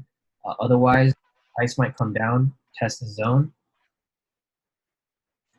and break out upward. So that's pretty risky. But I don't know. I don't know how Bitcoin moves, so I can't give you full-on analysis. But just looking at the K2 indicators, it looks like it's in a strong zone right now. It looks like it's trying to push up. See, the problem with this is, a big player could just come in and screw up the market like it always does. And that's why I don't trade cryptos at all, because cryptos is just false speculation. Like Don't there's start. man, Aaron, don't even start. Yeah. If you look at the charts here, it's literally all speculation. There's nothing here. Like they'll pump the market when they want to, and then it'll go sideways for a long time. How long did this go sideways for? Like 3-4 days. And then they'll pump it again sideways. Pump it down. This is how they trick you, because they'll pump the market and they'll make you think that it's bullish, that Bitcoin's bullish. And then all of a sudden, the people who pump the market, once they have enough money, they're going to dump it on you, like they did right here. So right here, they took all your money pretty much. They went for a stop loss run, dumped Bitcoin. They're doing the same thing again here. They're going to pump it, and then they're going to trick you, and then they're going to let it consolidate, because when it's consolidating, you're just hanging on to your Bitcoin. You don't know what's going on. So that's what I see happening here. It's probably going to pump up a little higher, move into some consolidation, maybe pump it up a little more. And that's why I don't trade stuff like this. It doesn't make sense. Like, people barely make money off this. There's only a few people that make money off cryptos. It's literally all speculation. It'll consolidate, it'll pump up, and then everyone's gonna start buying, because people are gonna be hyping it up, like, oh, buy Bitcoin, it's jumping up, it's jumping up. All of a sudden, when you least expect it, it's gonna shoot straight down. You're gonna lose all your money, and then whoever pumping this is gonna take all your money, just like they've been doing this whole time. And it's really up to you if you want to trade Bitcoin. It's literally a gamble. If you want to trade cryptos at all, you can see here, that's exactly what happened. They pumped it up from March until June, and then they hyped it up like crazy, where people were like, oh shit, Bitcoin's going up, like let's buy.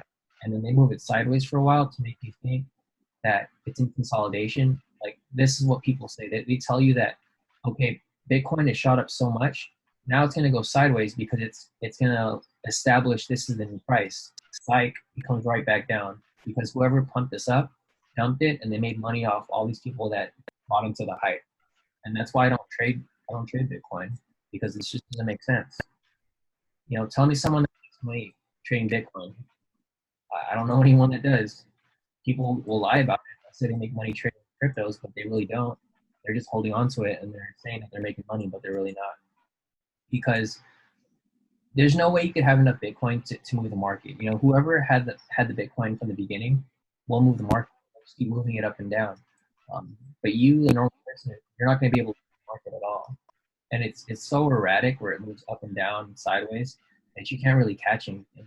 Like, if you're comparing Bitcoin to a currency, let me switch to a currency. All right, I'm going off on a tangent, but let's go off to a currency like your USD. It's easier for you to follow a trend. So right here, you can see it was trending down, and you can just keep, bagging those sells. And then the only reason price went crazy right here was because of the coronavirus. This is every day for Bitcoin and cryptos. So whoever's trading Bitcoin and cryptos, and they think that they're winning at that game, it's not going to happen. It's literally not going to happen. You can't even scalp Bitcoin or cryptos and make money off it, because you're going to make money on a few trades, and then once they catch you, you're going to lose all that money that you made. So, it's really up to you if you want to trade Bitcoin. I don't have anything against it, but personally, I just don't trade it. You look at Bitcoin. It's just funny, because people think that it's actually moving in a direction, but it's not. It's literally all over the place. But yeah, back to the analysis for the current price. You could either, I would just wait for it to break this zone. So once it breaks this area, then you can buy or you can sell, but I wouldn't hold it for too long, because I know a lot of people are hyping up Bitcoin right now. You can see this big gap up. Everyone's saying, people are, cash is trash and all that shit. And they're telling you to put your money in cryptos, but cryptos is just as trash as dollars. So it's really up to you if you want to take that risk. But if you do, you can just wait for it to break this zone. All right, let me keep going down the list. Oh, my bad, Wayne. I just saw your message. Perimeter for E. Let's see. So if you go to EJ,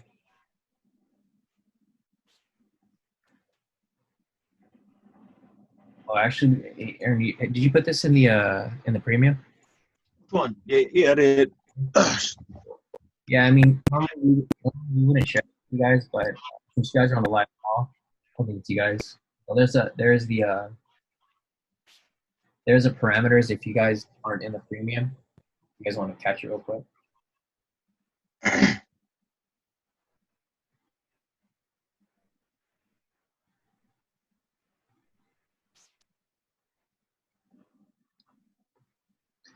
Hey man, he said Japanese index. I'll look at that right now. Yeah, so the news said US 30 moved 470 points. That's if you're trading the future. So yeah, if you're translating that to pips, you basically just add a zero to it. And yeah, that's correct, 4,700. And I mean, that's a crazy move from current price. So let me look at the Japanese index. It's the Nisei, or I think on Cuba's way it's JP 255. It's going to move the same direction. So it's the same analysis as we were looking at US 30. Let's see if there's an overall trend. It's an overall uptrend. But like I said, it's in an area right now that is prone to manipulation because of this big move. So the problem with this is that until the market makers and institutions figure out, if there's more buyers or more sellers, they're going to push it in the opposite direction. So right now it's going to consolidate until London, and then probably by London, once the market makers and institutions figure out, if there's more buyers, then they're going to drop it. If there's more sellers, they're going to pump it up even further. That way they can stop everybody out and take all your money.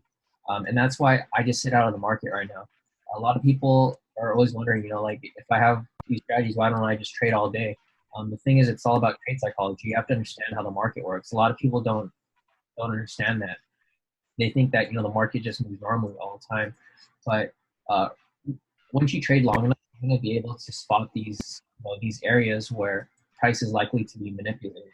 It's the same with these zones right here. This is why I don't really like trading when price is too close to the zones, is because the thing is, even though you have this on your chart, some people are able to see these support areas too if they're able to draw good support lines. So let me take indicators off the chart. So if you don't have the K2 indicators and you're just marking up zones yourself, I mean, this is easy for you to tell that this is right here, but you just don't know how far out it is. So the thing is, a lot of people have like sell limits right here because they're trying to catch lows. And then that's how the institutions also trick you. Because the thing is, at this point, there was probably only a few sellers in this area. And you can find that out by looking at I don't know if you guys are familiar with IG sentiment, but if you look at the IG sentiment, let me see if I can pull it up here. Hey, Sean, Curtis said unmute him. Curtis, let's see. Oh man, Curtis made it back. What's up, Curtis? Man, I've been back. No, I was gonna say when you had the indicator up, it's funny because the area of the oh man, I forgot what it's called. Where the red lines are, that right there. If you look at the top one right there, yeah, Wade put a buy right above that. Wade put a buy? A buy stop. Oh yeah, because he caught the zone. So he knows where the zone is. And it was like I was saying earlier. So if you even right here, so if you're right here, and you're watching the Japanese index, so let me rewind to like this area right here. So right here, price broke this zone. We'll wait for the next zone. to break, like right here, and then this would probably be a decent buy to catch. It's risky because it's too close to the zones, but you could probably ride it up until this next zone. So what Curtis is saying that Wade called a buy signal above this zoned area right here, and that's exactly what I was just talking about right now too. So once price breaks this zoned area, this is actually a really strong zone. You can see it skyrocketing up. It's crazy because I know Wade uses his own kind of strategy, but for that zone to be there and you to be using this and him to be using that, it's like extra confirmation. Oh yeah, exactly. So yeah, if this lines up with Wade's analysis, it's crazy. It's gonna be for sure a shoot up. So I'm probably gonna look at what he posted, and then I'm probably gonna buy stop there as well. I go full margin on that one. Money back. But yeah, I mean, if you guys have the indicator, you guys can see how strong it is. Let me see. Is that usable now, or are you still kind of tweaking it? Oh yeah, no, it's good. So what you need to do is just remove the old indicator. Just delete it up.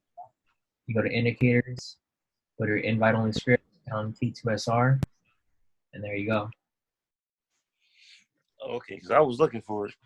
Yeah, it's the same indicator. It's just like updated the code. So we have it to 500.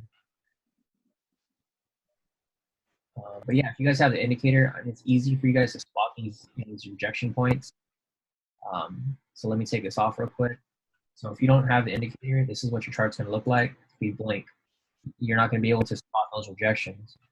But if you have the indicator, you're going to know exactly where it's from. And then on top of that, you have the K2 indicator, game over. And once you get that, there you go. So, man, you could have made a ton of money trading this index. So right here, you could have caught this rejection. You could have saw this buy signal, entered a buy right there. Money. You would have made 4,145 pips. And then again, you got a rejection up here. You got a sell signal. No zones in this because these zones were created way later. So at this point, there were no zones. You could have caught that sell, entered a sell right here. Money. Another 4,000 pips. Again, right here, you can see these zones were created way later. So at this point, you'd see the rejection right here. You got a buy signal. And then entered your buy right here. Money. Another 4,000 pips. So within a couple, not even that long, let's see. In about a day, you would have made 4 times 3 or even more. Yeah, that's a lot. 4 times 3 would have made like 1,200, a little over 1,200 pips. I guess 1,200, 12,000.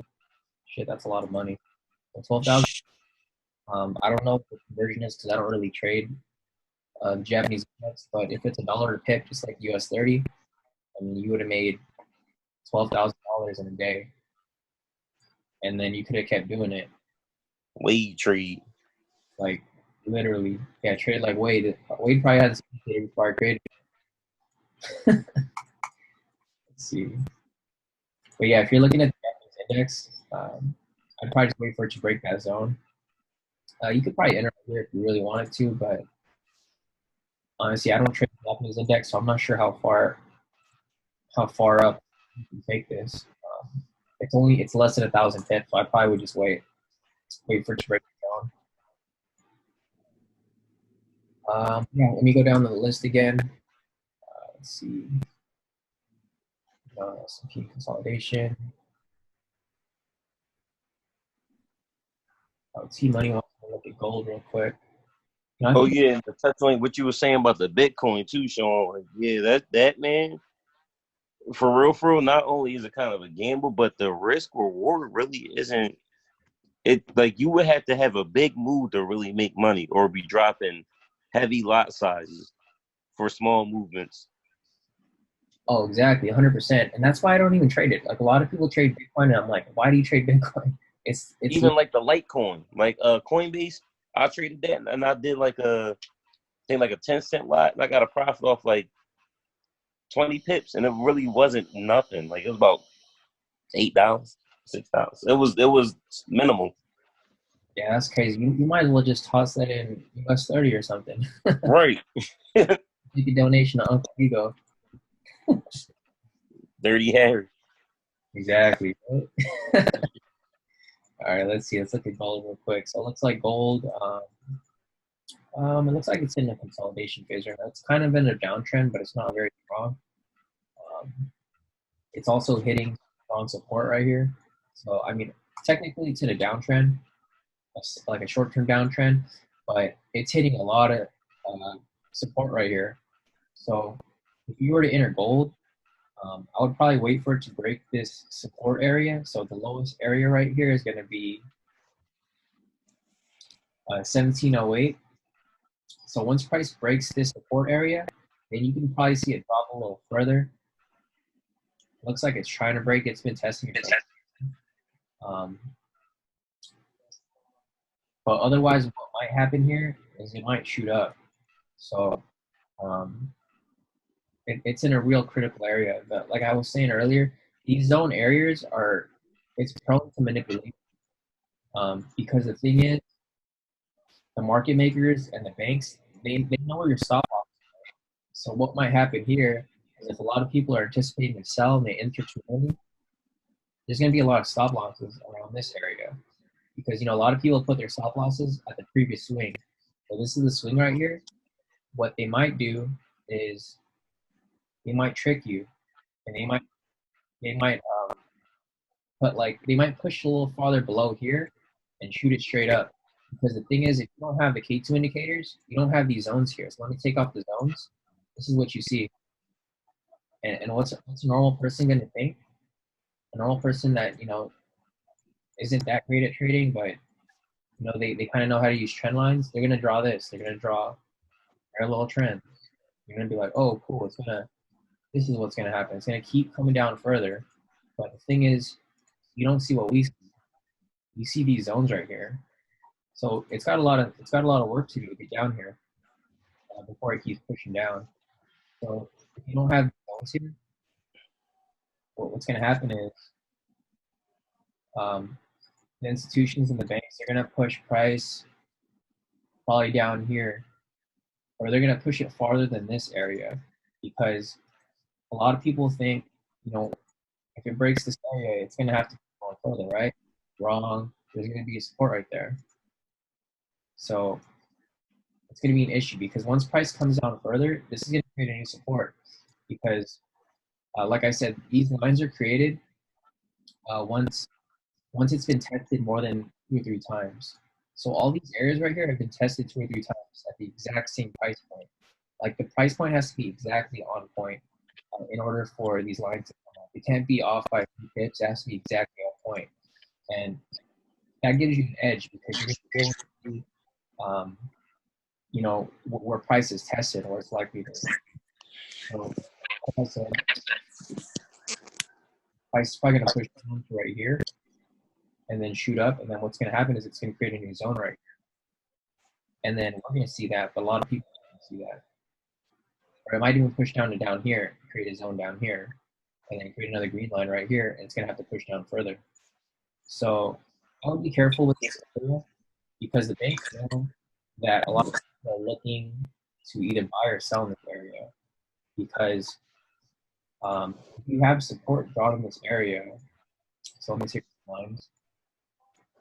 So if you know, Hey, Sean, have you tried testing this on like the trades that kind of like over the last week that just kind of went completely opposite, and we was trying to figure out why? Have you kind of used this with it to see if it was in a zone when it did that? Yeah, I did. It was in a zone. It's crazy. Oh, that's crazy.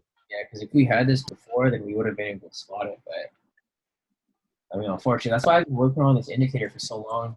Well, not so long, but I've been working on it all week, so I haven't really called any trades, because I needed to figure out a way to avoid our losses, because we rarely lose. And just these past couple of weeks, I knew there was a reason why we were losing, so I had to go figure out the solution. And here we have it. So now we know exactly when to take a trade and when not to take a trade.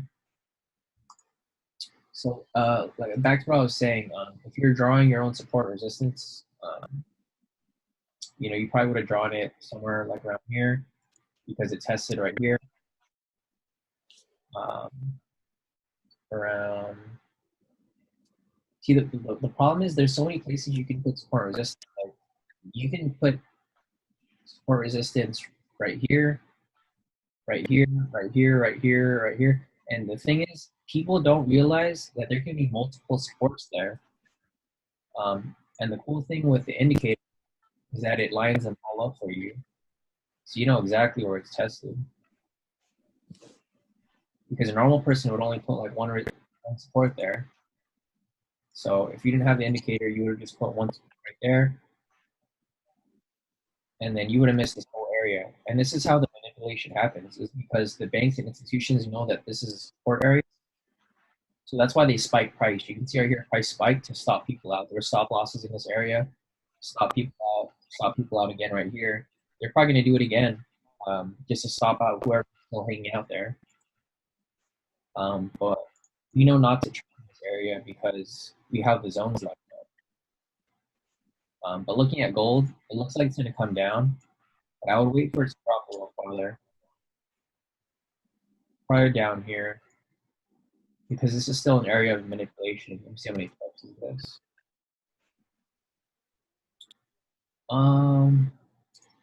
Hey Curtis, do you know how the pips work in gold? Are they so is this considered 56 pips? Yeah, they're hold on, let me see. Yeah, that should be 56 pips. I think so. Yeah. Okay, cool. Yeah, so with 56 pips, I'd wait for it to push a little further. What could happen here is you probably just reject upwards. Because the overall trend is still up, is up. So this might be a reversal, it might not be. You only know if you didn't have confirmation. Because I'm sure you have to be really careful with gold too, because the spreads out of everything gold, the spreads jump around a lot, and sometimes they can be really high. Yeah, exactly. The spread right now for me is 175. My spread's supposed to be pretty tight. So you're going to be screwed if you enter this right here and you can't get out. Because you have to at least have a pretty decent movement to cover the spread. You can see right here, prices rejecting off the support zone. It already rejected right here. So what might happen is pick people and pull it down a little farther. And this is why I don't look at, I know a lot of people look at Japanese candlesticks, but personally, I don't think they really mean anything because you could see, I'm gonna try to find an example for you guys.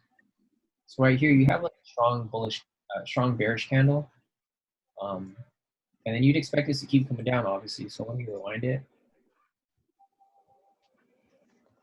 So right here, this looks like a strong bearish candle. It looks like it's going to keep coming down.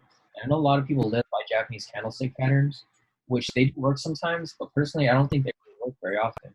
Because you can see here, so if you didn't have, let me see if I have the zone. This is kind of cheating because you guys see the zone here, and you know it's going to, but a normal trader that just follows Japanese candlesticks, they probably would have thought that this would keep pushing down because this is a strong bearish candle. But as you can see, full reversal. But the thing is, if you had, the indicator, our little cheat code, you would know that it would reject off that. So you wouldn't have taken that trade. And that's kind of what's happening over here. That's why I wanted to mention that because I feel like the banks institutions are probably going to push this as it gets closer to the out. Because we're on the 30-minute chart, so this candle is going to close in about 4 minutes. What they might do is they might put a strong bearish candle like they had right here, like this one, but smaller one. I think it's called like a gravestone or whatever candle. They're probably going to close because it looks like it's closing out like that, or like an upside down hammer, to basically indicate that your price is going to be coming downward. And that's how they trick you because they know, like, these institutions are smart. Like, they know what you guys are looking at. So you guys have to use a different approach that not everyone's using. Like, not everybody has this indicator, so not everyone can see, what's going on. That's what it looks like. They're probably going to close a strong bear candle just to give people the idea that price is going to be coming downwards. But they might, once they do that and they have enough sellers there, they're going to just swing it back and reverse price to stop everybody out right here. And then after that, they're going to let it come down. So I'd be careful with gold right now. I'd wait for extra confirmation. I wouldn't enter. See how it's closing? Exactly what I said. It's right on the zone too. Exactly. They're not close. But yeah, but the thing with us is we know that the zone's right there. See, look at that. I wouldn't be surprised if they tricked everybody. It's going to be around the zoned area. People don't have this indicator, so nobody knows that the zone's right there. So good luck to whoever's taking this trade. I mean, this trade could literally go either way. But I do see some games being played right now, so I wouldn't take it yet. All right, let me keep going down. Mayan said, how many SR lines do you recommend, and from which time frame should we make the decision to take a trade, and buy how many candles back? So generally, I trade intraday. So I just have it on. Well, it wouldn't even matter because if you trade intraday on 30 minutes, 100 candles back would be 100 30-minute candles. But if you're trading, swing trading daily, then it'd be 100 candles, like 100 days back.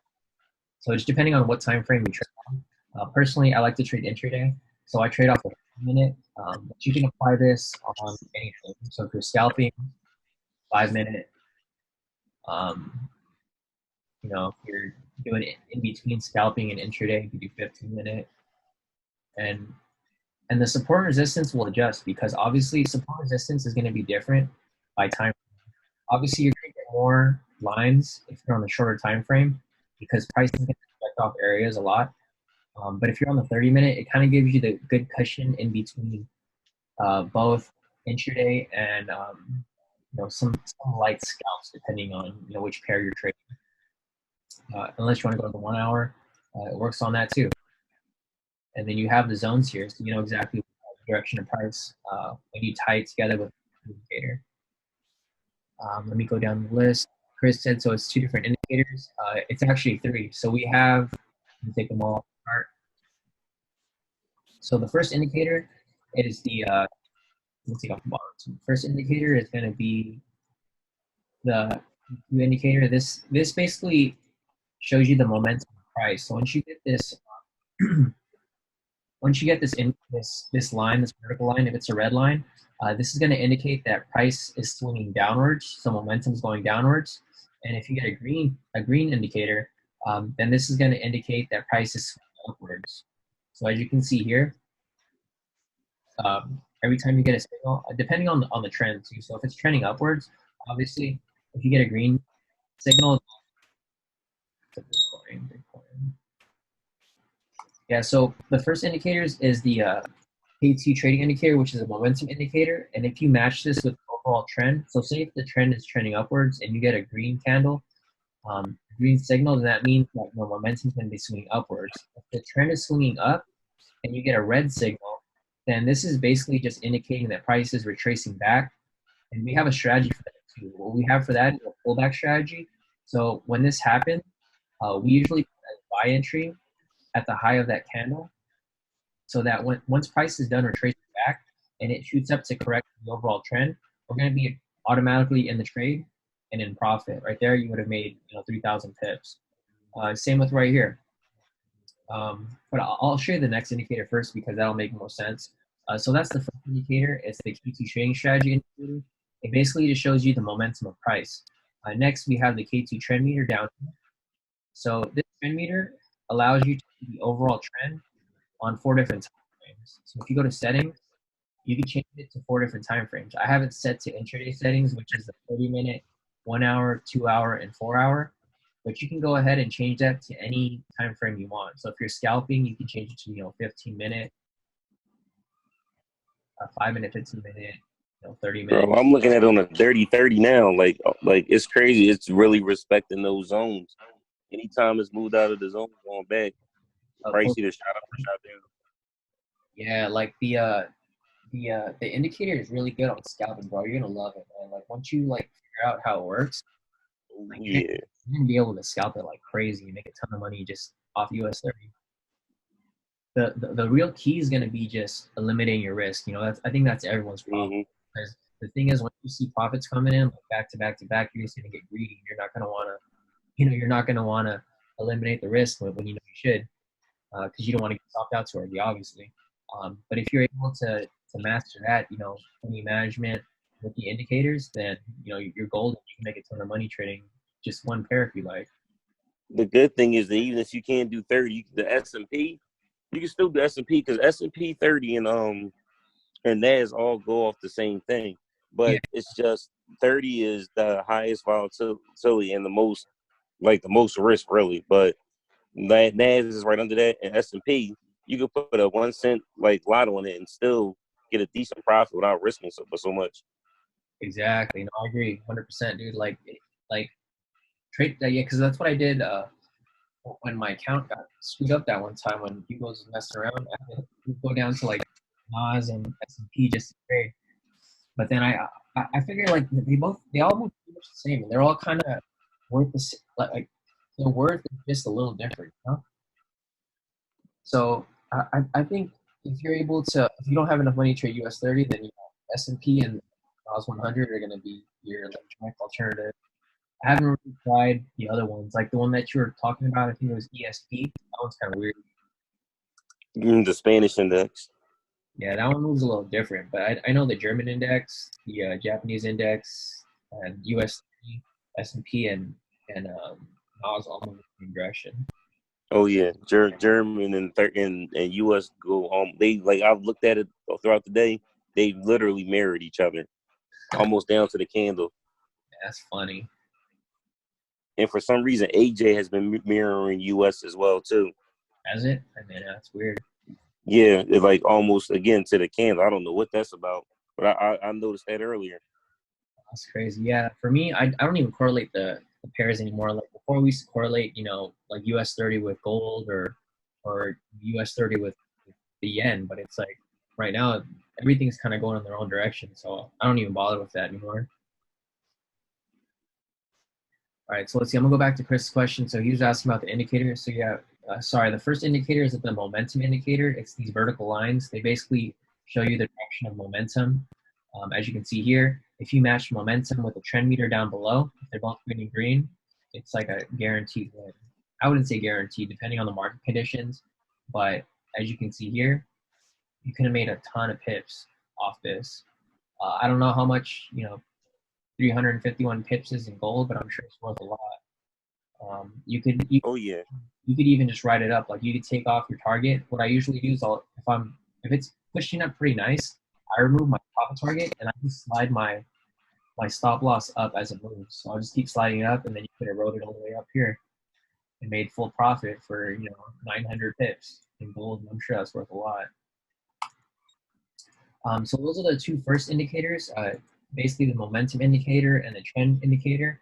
Lastly, we have the support resistance indicator, which right here, it plots the strongest support resistance on the chart for you. The original indicator only had one line, so it would plot the support resistance. You could take that off and just have the support resistance.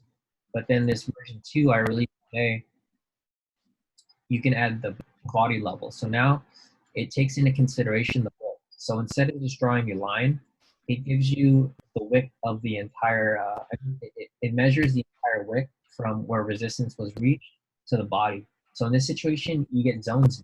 So instead of just seeing where, price rejects from, you're going to have the entire zone where price rejects from. And it gives you a better understanding as, where price will come in and reject, because price isn't going to be rejecting directly off support resistance all the time. Sometimes it's going to get close to it and reject right off. As you can see here, price came down, rejected off the support, came back down, and then it was within that area. It didn't go straight to the resistance, to the support, but it went pretty close to it and then rejected up, rejected up, rejected up, and then right here. So right here, it looks like it might establish a high. So it might be coming down from here. Like I explained earlier, it's in this zone right here, which is highly manipulated by the institutions. So you'd probably want to wait for price to break either below or above before you make any entries or decide which direction you want to trade. But generally, I would probably trade in the direction of the signal. So if you get a sell signal right here, then price is probably going to be swinging downwards, and I would just trade in that direction. Otherwise, if it gives you a buy signal like it did right here, obviously I would trade in that direction. So if I got this buy signal, I either would have entered somewhere around this area, or I would have waited for price to retest the support again, like it did right here. And then as it closed above it, I would have entered like somewhere around there, and pretty much right at the profit right there for about 190 pips. All right, let me go down the question. Sorry, guys, I keep getting off track. Let's see, Tyler said Bitcoin at 17K. Let's see.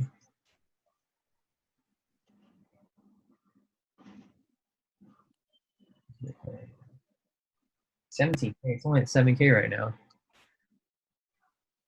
Yeah, I don't see Bitcoin going now. That's pretty high. It's on the daily. I mean, yeah, I guess if it corrects up to where it was, that's a long time ago.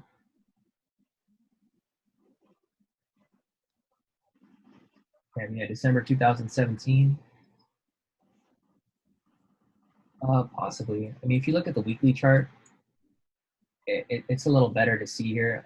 I think once it breaks this zone area over here, then you can see it shoot up, because then it'll be away from all this manipulation. So you can see like the crazy wicks once it gets into these areas, these zoned areas, because this is where price is highly manipulated, because the banks know that a lot of people, well, we could see it because we have the zones here, but the banks see that there's a lot of support and resistance areas around here, and this gives them reason to manipulate price. You can see here by the week price, I'm not even sure. Oh yeah, it moves by the 1,000 by the week. So pretty much they just keep tossing price around right here to stop people out. So if you were to trade, I would wait for it to break the zone if you do have access to the indicator.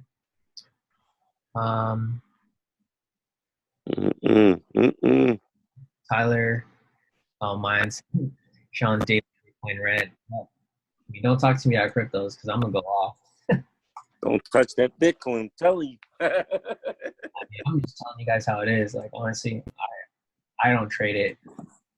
I don't think anyone else should trade it if you're really serious about trading. And if you're looking to gamble, then yeah, trade cryptos, because if you don't care if it goes to waste, then yeah, go ahead. But it's not something that I would trade daily, to make any money off, because yeah, that's something that requires really a longer, like you're holding it for days. Exactly. So if you're buying and holding, then yeah, that makes sense. But if you're day trading it, like a lot of other people are trying to, it's literally impossible to make consistent. It doesn't move enough. Exactly. And you have to buy like crazy lot size on it, Right. For all that, just hit 30-30. Yeah, at that point, you might as well just stick to indices and gamble your money away that way. Because that's what I do. Consider your default settings, your stop loss position. Yeah, so basically, when I set my stop loss, I'm going to go to a different pair because I know it's going to go crazy on set it on Bitcoin because it gaps around so much. But yeah, so the way I do it, set my stop loss, is I usually set it at the previous swing. But if you use the TradingView module, like their long or short position, they'll incorporate the ATR, which is the average true range, and it'll give you basically the average range of the past 14 candles, and that way you can get a better understanding as to how far price can pull back before it goes and reverses. So the way I do this is I'll zoom out, and then right here just say that I'm going to enter a buy position. I just click where I want to enter from. So if I was going to enter on this candle, I'd place it right there. And what it does is TradingView will pull the data from the candles on the chart. So it has all this data right here. And what it's going to do is it's going to set the stop loss at the previous swing. And it's also going to add the ATR. So the previous swing is probably somewhere around here. I mean, it's all subjective. Like this could be the previous swing. This could be the previous swing. This could be the previous swing. It's really up to you. And that's why I just let TradingView do it for me, because TradingView knows exactly how to put it, and it usually works almost every time. So I just let them set it for me. But generally, if you wanted to do it manually, you just set it the previous swing, and then one indicator that I use, like I said, the ATR, the average true range. It's right here. You just go over the previous candle that you're going to enter on. I'll show you the average true range down there. So, shit, doesn't show. But look at this number right here, and I'm going to put it on this candle. So you can see right there, it's about 11.6 pips. So what you would do to get the true stop loss area where you should be putting it, you're going to put it at the previous swing, which might be somewhere around here, which is like 18 pips, and then you're going to add the average true range on top of that. So the average true range is about 11.6 pips. So you'd make that somewhere around 30 pips. So your stop would be around 300. And that's how you don't get stopped out by, and it's pretty much where it said it earlier. And this is how you don't get tricked by, the institutions and stuff. Because the thing is, a lot of people, they put their stop loss at the previous swing. So what the institutions and market makers do is they're going to go and retrace price just to that, a little bit past that point. So the thing is, there's a ton of stop losses right here of people that are taking the same trade as you, and everyone right here gets stopped out. I'm sure you guys have this has happened to you before, where it comes back, it stops you out, and then what happens? Straight to TP. And who's mad? You, obviously, because the market maker tricked you. And a lot of people don't understand that. I mean, this is like, I've been trading for a long time, so this is something that I figured out. I've been trading for like over 8 years now, and this is why you don't put your stop loss at the previous swing. You have to put it a little farther back. And if you apply the ATR on top of the previous swing, that's going to give you a better position to get stopped out. Because the thing is, yeah, sure, this is like an extra 11 pips. But what's in an extra 11 pips if you're going to hit TP and you're not going to have any loss at all? So, I mean, you guys just have to be smart about it. If you guys want me to explain it to you further, I mean, I could, and I could go over examples, but we've been on this call for over 3 hours now, so I'm probably going to get off soon, but I'm going to go through the rest of the questions before I do. So let me keep going down. Mayan said, the new SR indicator is changing the game.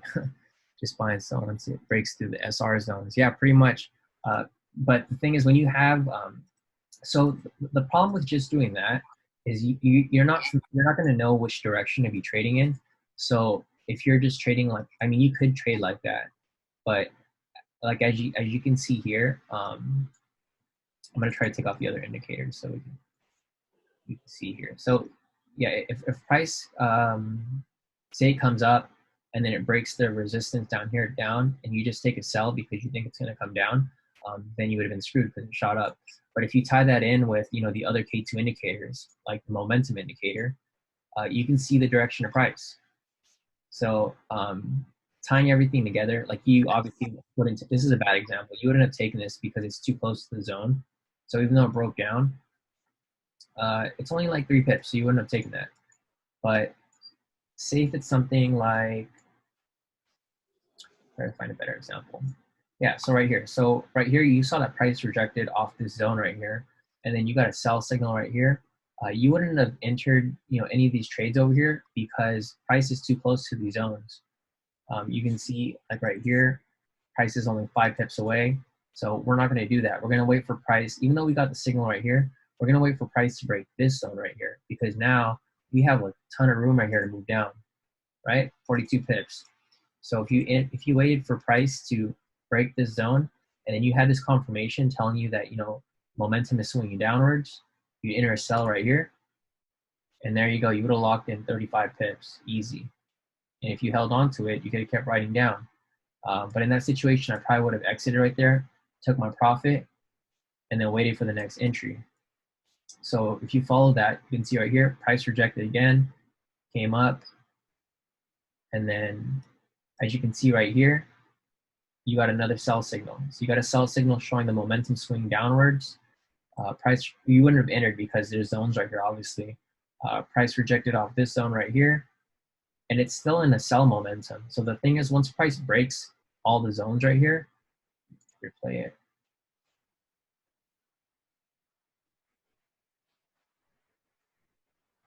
Yeah, so right here, you would have seen that price is stuck in the zone, so you wouldn't have taken that trade yet.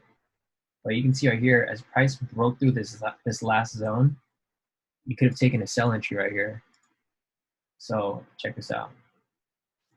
You enter a sell right here, and then you pretty much just take the ride down. So prices, like you would have caught this right here, and you wouldn't have freaked out if you got a green candle because you have the zones on your chart. So you would have saw that, you know, price was just testing that zone again. And then price came down. And then as it keeps coming down, see, as it came down right here, it got to like 50%. So you would have moved your stop loss to 25% right here, and you would have gone stopped out in profit.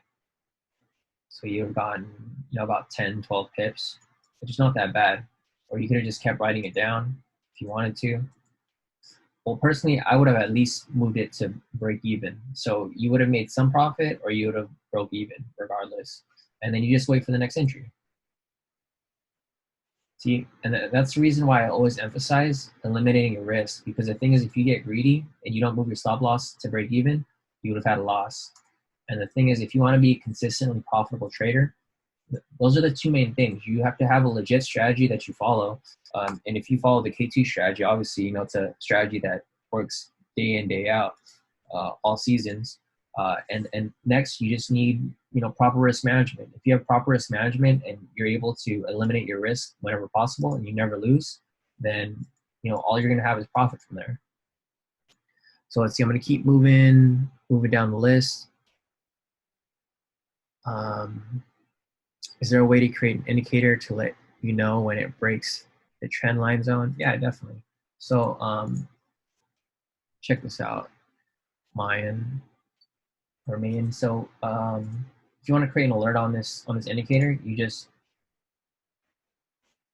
actually let's go to alert up here. Oh, because it's in replay mode, of course. Yeah. So say if you're let me see what the trend is right now. So it's trending down. So what you're doing is you want price to you want to be notified when price breaks, you know, one of these zones. You just right click it, and then actually just hit alert up here, and then change the condition to, you know what, I might have to add that to the indicator. It was on the old indicator. So on the previous indicator, we were able to set alerts, but I might have to recode this one to have it. Because usually when you, let me take it off the chart. So alert. Yeah, generally there would be an option right here to choose that indicator, but I don't think I set it up for this, for the version 2 of this indicator, but I could do that. It's not too hard. So I'll go to scripts, type K2SR.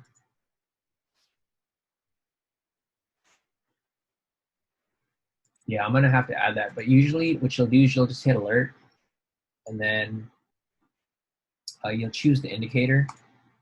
It'll usually say K2SR, and then when you click on this, you can click the option. So if you want to be alerted when price is crossing, you know, either up, down, if it's going into the channel, exiting the channel, you might want exiting channel, obviously, because you want to know when price is, you know, breaking out of that zone. So you'll have like exiting channel, and then you'll be able to choose which lines are you looking for, and then you can set your message down here to, you know, what is this, EU or Euro USD breaking zone, and then you'll get an alert, and then once you see that, you can take the trade. It's pretty easy. But yeah, I'm gonna update that. It'll probably be done by the end of the week. I have to work with my coder to add that on, but it's not very difficult. We've done that previously with the old indicator. The only problem is that there's so many lines now. It was easier to do before because there was only one line on the chart at a time. Let me see if I still have the old one.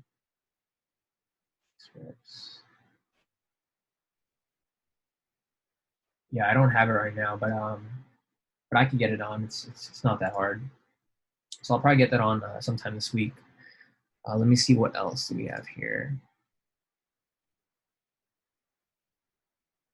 Oh, Josh, sorry, man. Is Josh still on here? Yeah, Josh, I'll check AN for you. Sorry, I'm barely getting to your message. I got too tied up with everything. Let me see if this opens up. All right, so let's go to AN. Looks like it's coming down. Overall trend is green. See, the thing I don't like is when there's a lot of wicks like this, you can anticipate that there's a lot of manipulation going on, like these wicks, because normally candles are not supposed to have that many wicks like this. They're supposed to just move directional. But when there's wicks like that, it means that there's a struggle in direction. So it's like it's going back and forth. It's not going in one direction. But generally, it's supposed to just go in one direction, unless if it goes sideways. Even if it goes sideways, usually it doesn't have like that many wicks. So what we might have to do is go on the higher time frames just to see how things are moving. But personally, I wouldn't take odd NZD right now. Obviously, it's trending up. So let me gonna draw some channels right here, just so we can see the direction. It's going upwards. Obviously, we have an overall green trend down here too. If you look at the trend meter, but let's go back to the 30-minute. So, the reason I would avoid this is because if you were to enter a K2 pullback entry right here, a pullback entry and prices to spike like it did right here, odds are you're going to get screwed, because the reason they're doing this is because they know that there's a lot of people that are trying to get into this trade. So what they're doing is they're getting a lot of orders filled. The market makers and institutions, they're just spiking price within this area. Let me see how many pips to that. This is a pretty big area, like about 40 pips. So what they're doing is they're getting people's orders filled right here, like a bunch of orders. And then they're going to try to see if there's more buyers or sellers. So if there's more buyers, obviously they're going to want to drop it, because they're going to stop all those people out and they're going to take everyone's money. If there's more sellers, they're going to push it up to stop all those people out too. Or what they do sometimes too is they screw both people, because what happens is if there's a lot of buyers and sellers and the stop losses are pretty tight, because obviously you got to think how other traders are thinking. They're seeing this uncertainty right here. So what they're doing is they're putting a stop loss pretty tight, like probably to the previous candle, which is going to be somewhere around here, like 10-fold pips. So what they're going to do is they're going to spike the price like they did right here. You see how these huge wicks are right here? Because these wicks moved like 40 pips. So all these stop losses right here are getting stopped out. Everything's stopped out both ways. And the institutions and market makers are making money off them. And then once they figure out the direction, they're going to go and shoot the price that way or shoot the price this way. But you won't really know. So the problem with that is you're going to want to have to wait.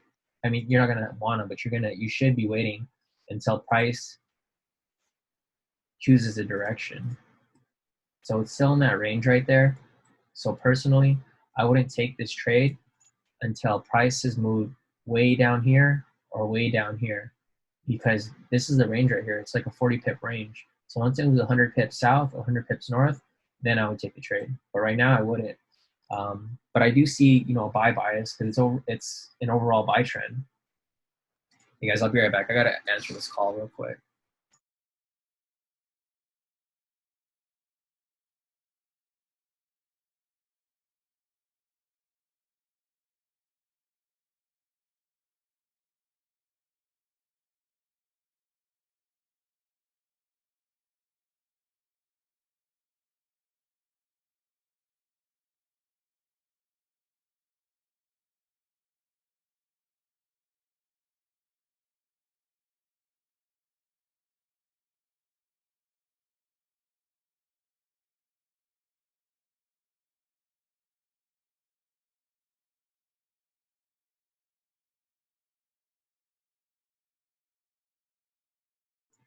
All right, guys, I'm back. So yeah, so AN has an overall buy trend, but personally, I would wait for price to get a little farther above.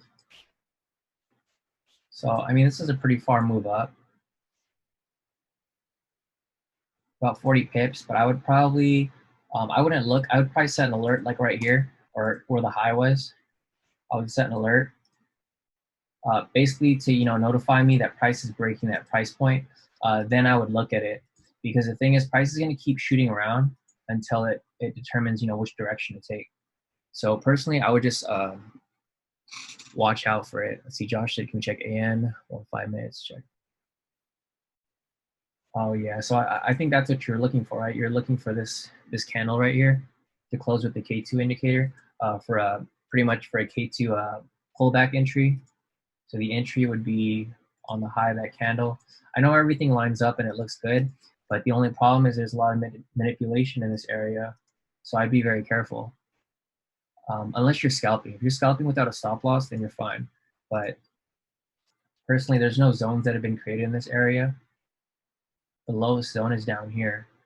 So I'd hate for you to get, you know, for your order to get filled, because due to this manipulation, price is probably going to shoot up. It's going to trigger your order and then come down, stop you out. So I'd probably just wait a little bit. So I definitely would not take that right now. I mean, it's up to you if you want to take it, but personally, I wouldn't.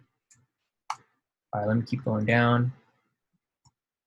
Mayan said, which time frame do you look at and monitor when you're looking to place a trade on US 30? So for US 30, generally when I'm scalping, I use the 5 minute chart.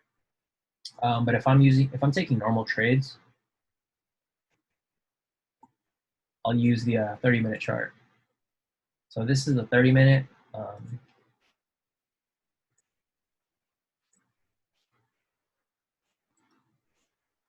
Yeah, the thing with US 30, all the indices are kind of manipulated right now because of this big move.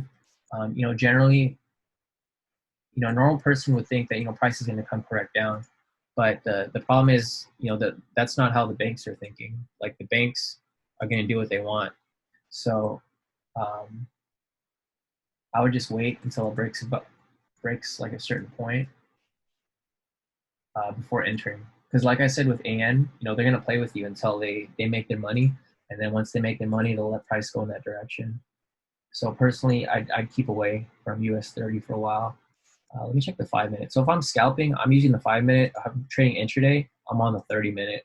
I know Wade uses the 15 minute and the 30 minute, so you can go in between those two. But if you're scalping, I'd go on the 5. So even if you're scalping, barely moving. So it's not really worth the risk. Let's see. Yeah, it's not moving at all. I mean, it's moving like 300 pips. But that's going to be barely enough to cover the spread for on Hugo's Way. Hugo's Way is about 227 pips spread. So you'd have to cover that and still make profit. And it looks like it's going to break into this range right here. So yeah, if you look on the smaller time frame, I know you can't see that on 30 because the zones haven't been created up there. But if you're on the 5 minute, there's a clear zone right here. So what might happen is, like I said, it's going to consolidate. So it's probably going to come down, test the zone, come up, test the zone, and they're just going to keep playing with you until there's enough people in the market.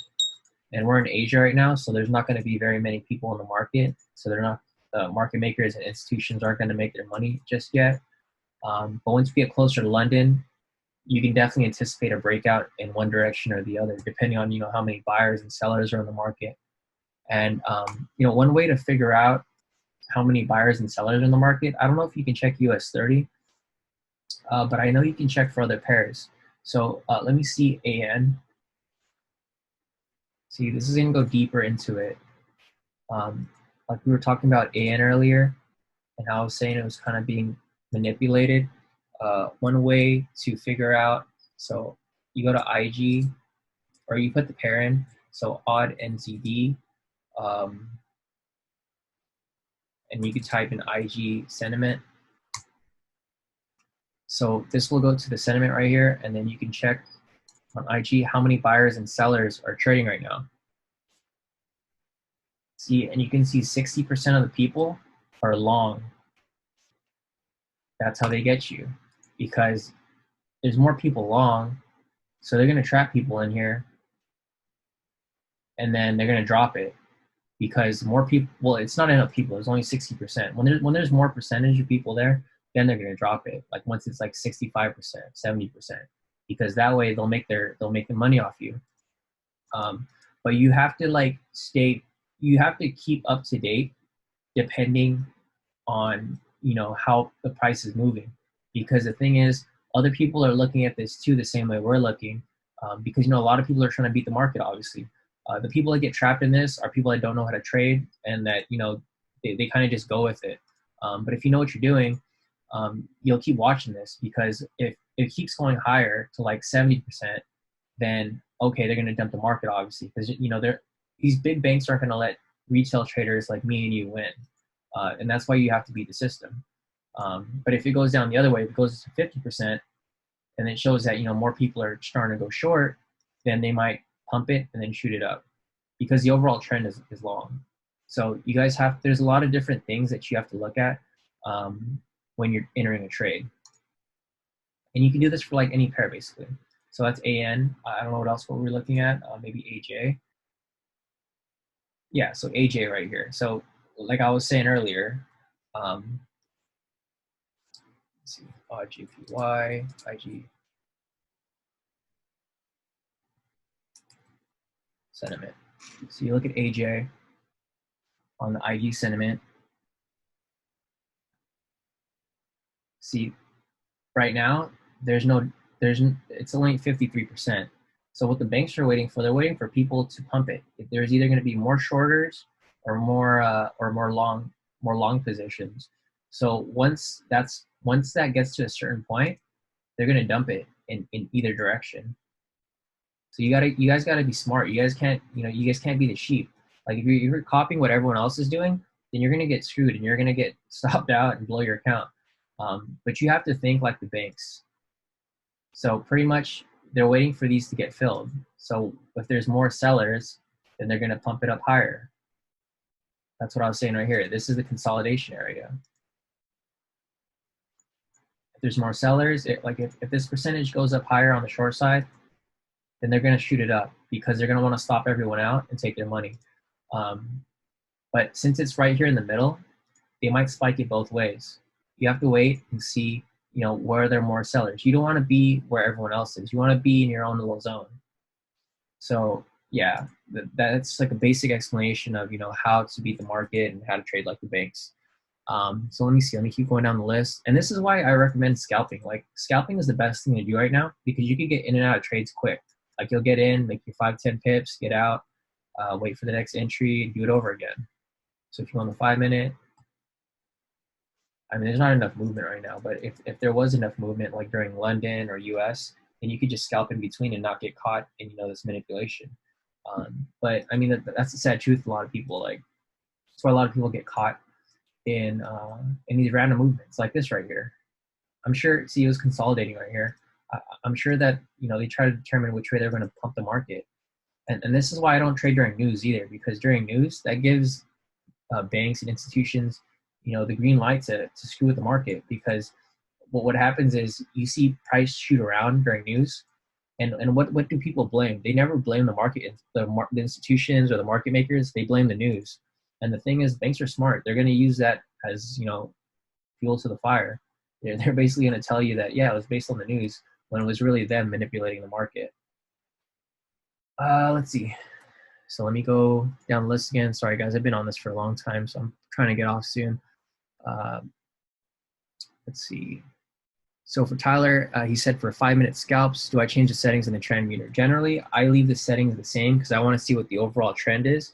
But generally, I don't really look at it. So what I look for when I scalp is I prefer it when the market's neutral, because when the market's neutral, that allows you to trade in both directions. So you can see right here, market was green, you get a buy signal, cool, you get a nice buy right there.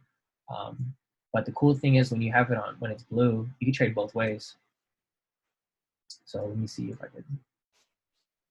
So yeah, the trend was blue right here. You got to sell. You can see that it rejected off this area up here. So you could have rode this down, depending on, you know, where these zones were. I don't know if all these zones were here yet.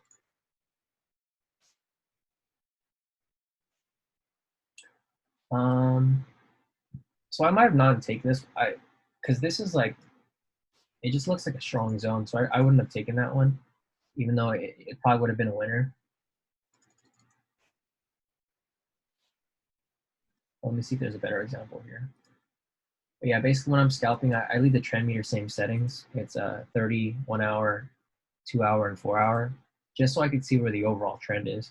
Because the thing is, if you change it to the shorter time frames, it's not really going to make a difference because price is going to move where it wants to, and it's on such a short time frame that price can shoot up. Especially if you're trading US 30. If you're trading something that's very volatile, the trends don't really matter if you're trading on the shorter time frames. But if you're trading something slow, then yeah, obviously it'll help. But let's see. So yeah, like right here.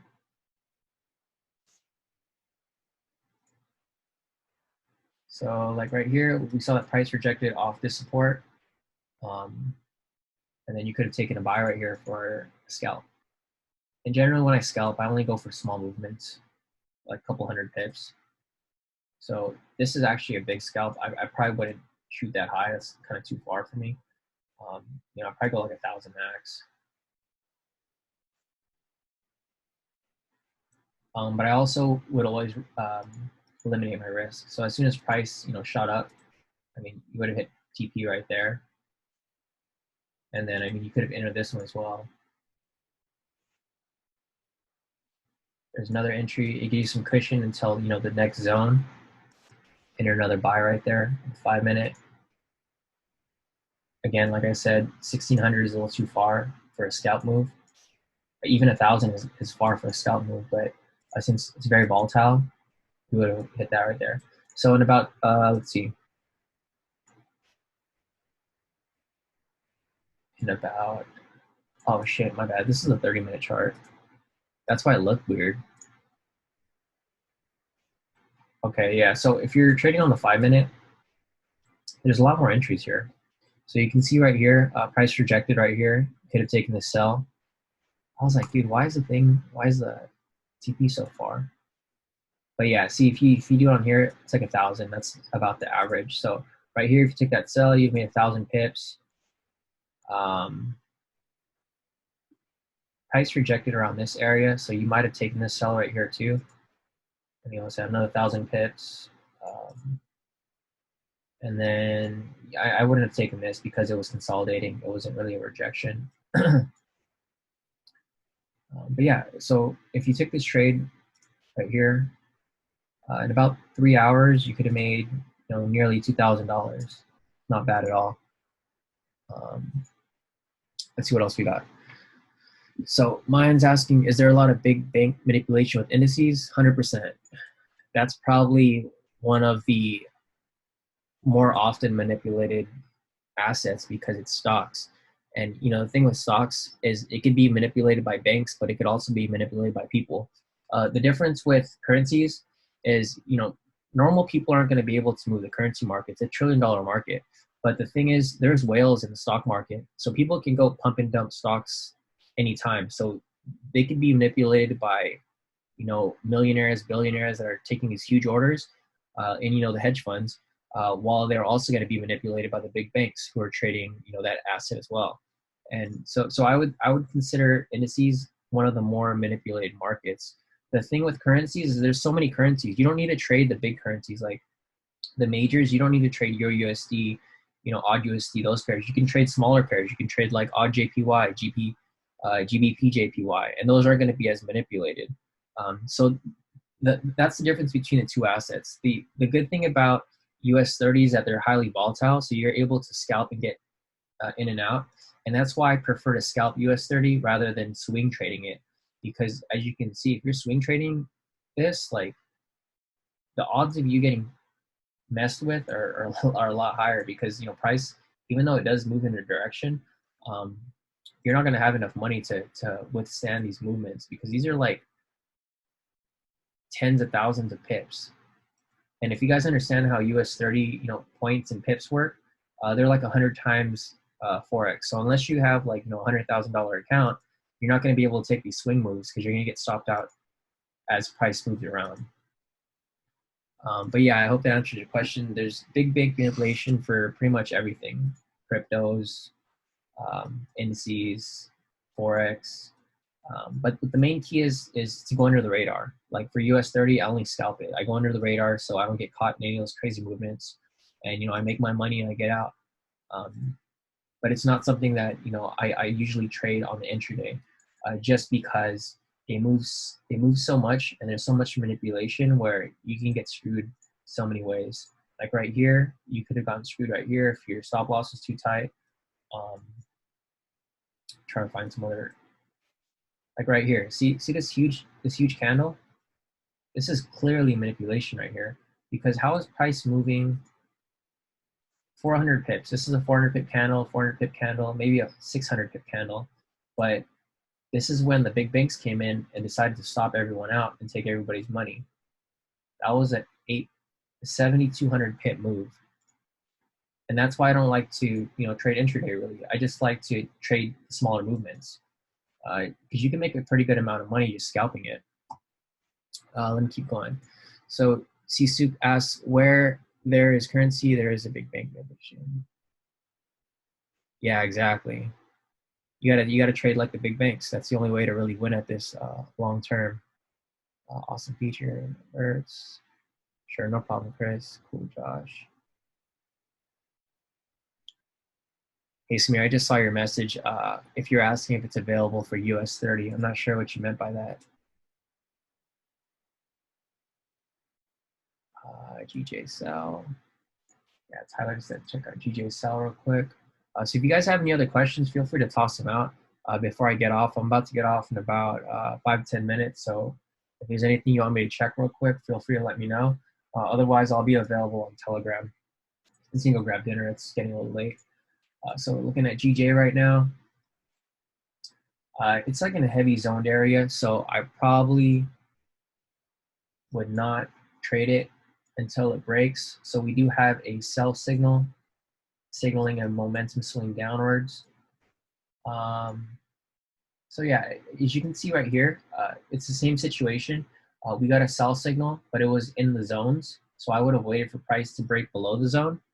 So if you break below the zone right here, I mean, if you wait for price to break below the zone and then you enter down here, you could have caught this huge move down here, made 37 pips. And then, obviously price was manipulated right here during the spread when that news about the Dow went out. Similar right here, it's in a zoned area. So this is a highly manipulated area right here. So what I would do is I'd wait for it to break below this area, and then I would enter a sell. Otherwise, price might be rejecting between these zones right here. So price might come down near the exit, come shoot up. And you don't want to get caught in that. So I would just wait for it to break below. And then you'll have this whole area down here to mess around, to like basically mess around with and make some profit. So you've got nearly a 50 pip cushion right here. So you could easily scalp, or not even scalp, you could just write it down for an easy, 30 pips. You don't even have to write it down all the way. 30 pips is nice. If you're trading standard lot, you multiply that by 10 because $10 per pip, you've made $300. So if you're thinking about taking this, I would give it some time. I wouldn't enter just now because what could happen here is it might not even come down. It might shoot up. And then if it breaks out here, see, this is the cool thing about this. When you have these zones on the chart, you can see how much cushion you have. So if it shoots up here, you have another cushion for another 40 pips. Shoots down here, you got a cushion for another 45 pips. And since you have these zones on the chart, you're going to be able to spot where manipulation is happening. So don't trade within this area. Wait for it to break out, and then you can take the trade. Let's see. All right, so Mayan wants to scalp US 30. Yeah, so definitely. Tomorrow's Friday, actually, isn't it? So tomorrow's Friday. I'm probably not going to trade. I don't think you should either. If you're going to trade London, I'm not sure. You're probably from Europe. If you are, then yeah, trade at midnight. It's in about 3 hours from now. I guess London opens. You can scalp that. But I wouldn't scalp as it gets closer to close tomorrow. Once it hits 11 a.m. Pacific Standard Time or Pacific Daylight Savings Time, I would stop scalping because that's when the market starts to die out. That's when volatility dies out, and everyone's getting out of the market for the weekend. So if you're gonna trade London, yeah, you should definitely scalp during that time. Otherwise, I would stop trading about 4 or 5 hours before market close. Tyler, yeah, no problem. If you have any questions, feel free to let me know. Samir is talking about, IG, yeah, so let me check. I don't think they do, but let me see. I think Dow, IG. Oh, actually they do. But the thing with the thing with see 70% is short. The thing with US 30 is that it moves so fast that people get stopped out like in a blink, like it'll be at 70 and then it could jump around pretty quickly. So let me see. US 30. Yeah, so see, it's crazy here because now that I see that there's 70%, 73% people that are short, it's definitely going to go up. I anticipate it to go up. See, the thing is, people are getting tricked because, I mean, even myself, if you see a big move like this, you're anticipating price to come correct back downwards, right? But the thing is, that's not what the banks are thinking. The banks are trying to go opposite of what the majority of people are doing. So there's so many people that are short right now. 73% people are short on US 30. So, I mean, I wouldn't be surprised if you see it shooting up like crazy. C680 got destroyed on that spike. I know, I bet, man. I was in this trade. I think I told you earlier, CC, we were DMing. I was in this trade with S&P, but I mean, I put my stop loss too close and I got stopped out. I missed the entire move, so I'm a little pissed about that, but whatever. But looking at the IG sentiment, there's 73% people short because obviously, a normal person would expect price to at least correct downwards, at least up to, somewhere around here. What I see happening is I'm going to see price, let's see this, use this tool, yeah, price range. I'm going to see price drop a little slightly down here, maybe 700. Yeah, so around this area, the banks are going to let price drop a little lower, and then when you least expect it, it's going to shoot to the fucking moon. And then all these people right here with these short orders, let's see. So if people entered around this area, which is a common area, to enter from, they're going to have their stop losses maybe max 2,000 pips out. So what they're going to do, this is why I wouldn't trade US 30 right now, because what I see the banks doing is they're going to spike price up this way, stop everyone out, and then people are going to buy into that hype. When they see that spike up, they're going to buy, and they're going to pull it back down and stop everyone out there too. So they're going to stop people out both ways. And then after that, it's going to shoot up the correct direction. So I would wait for the two impulses where they stop out people in the stop loss hunt. And then after that, then you could enter. But I definitely see it going up because, or I don't know, honestly, once they stop these people out, these people are going to get wiped out.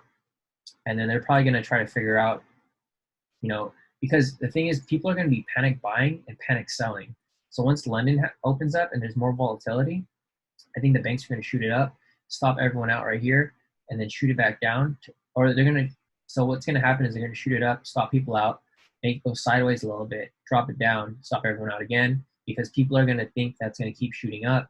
But then after that, it's going to shoot up again. So they're going to pretty much stop people out 3 times and then choose the direction. Samir said, would you consider holding live scalping sessions once a week? Yeah, so I'm trying to do, I usually scalp New York sessions, so I'm trying to get on maybe late morning session. I usually scalp from like 5:30 to, whenever it's very, very volatile, 5:30 to about 10 or 5:30 to about 9. And then I'm thinking about getting on a live scalping session probably around like 9 to 11. So once the market dies down a little bit, I've made my money, then I'll hop on a live scalping session, because it's really hard for me to scalp if I'm going to be on the live trading room, because I need like my full focus, obviously. So hopefully next week I'll start doing some live trading sessions with you guys, and then I can just call out trades, and then you guys can just hop on the trades with me. But all right, guys, I think that's all the questions. We've been on this call for nearly 4 hours. So if you guys have any questions, feel free to message me on on Telegram. If you guys want access to the strategy, always feel free to just go on our website. It's at k2trades.com. And then when you go on our website, if you want to get access to the trial, you just scroll down to the bottom. So close this out. Just scroll down to the bottom, and then we have the trial access right here. It's $50 for 1 month. You guys saw as I went over all the trades. You can make $50 easy on one trade. So that will pay off your first month trial. And if you want to keep using the strategy, it's just going to bump up to the automatic $150 a month. If not, you can cancel. There's no contract. So if you guys don't like it, I'm sure you guys will. Just feel free to go to the website and sign up, and then you'll have access to the indicators and the trading strategy course. I'm going to be uploading more videos probably within the week, just explaining the new indicator that I just introduced, and to apply more strategies due to the current market conditions. Otherwise, if you guys have questions, feel free to, let me see, Samir said yearly sub is charged all at once. Yeah, so if you want to do the year, that's what a lot of people do actually. It's going to be $100 a month. It's going to be cheaper than the monthly. So basically, you'll pay a lump sum of the annual payment, which will be $1,200. But that $1,200, if you're trading indices, you can make that in one trade. Like say if you took whatever, like this trade right here, or let me just find a better example. Let me see. Yeah, if you guys took say this trade or even this trade right here, where it rejected from, and then you locked in, 1,000 pips, you would have made that whole annual subscription in one trade. So yeah, if you guys want to do the annual subscription, this is what a lot of people do because it's a lot cheaper. You save about $200. So if you do that, it'll be $1,200 for the whole year. And then, basically there goes your money tree for the year. But yeah, guys, if you guys have any questions, feel free to contact me on Telegram or Instagram, anything. I'm able to be contacted. And if you guys want more explanation with regard to the K2 strategy or any of the indicators, feel free to let me know. I'm gonna put this video up on YouTube, so if you guys want to go back and watch it, it should probably be up by tomorrow. It's a pretty long video, 4 hours, so it's gonna take a while to upload. Otherwise, I'll talk to you guys later. All right, see you guys later. K2, yeah, we headed for the top now. K2, yeah, we call it when it drop down.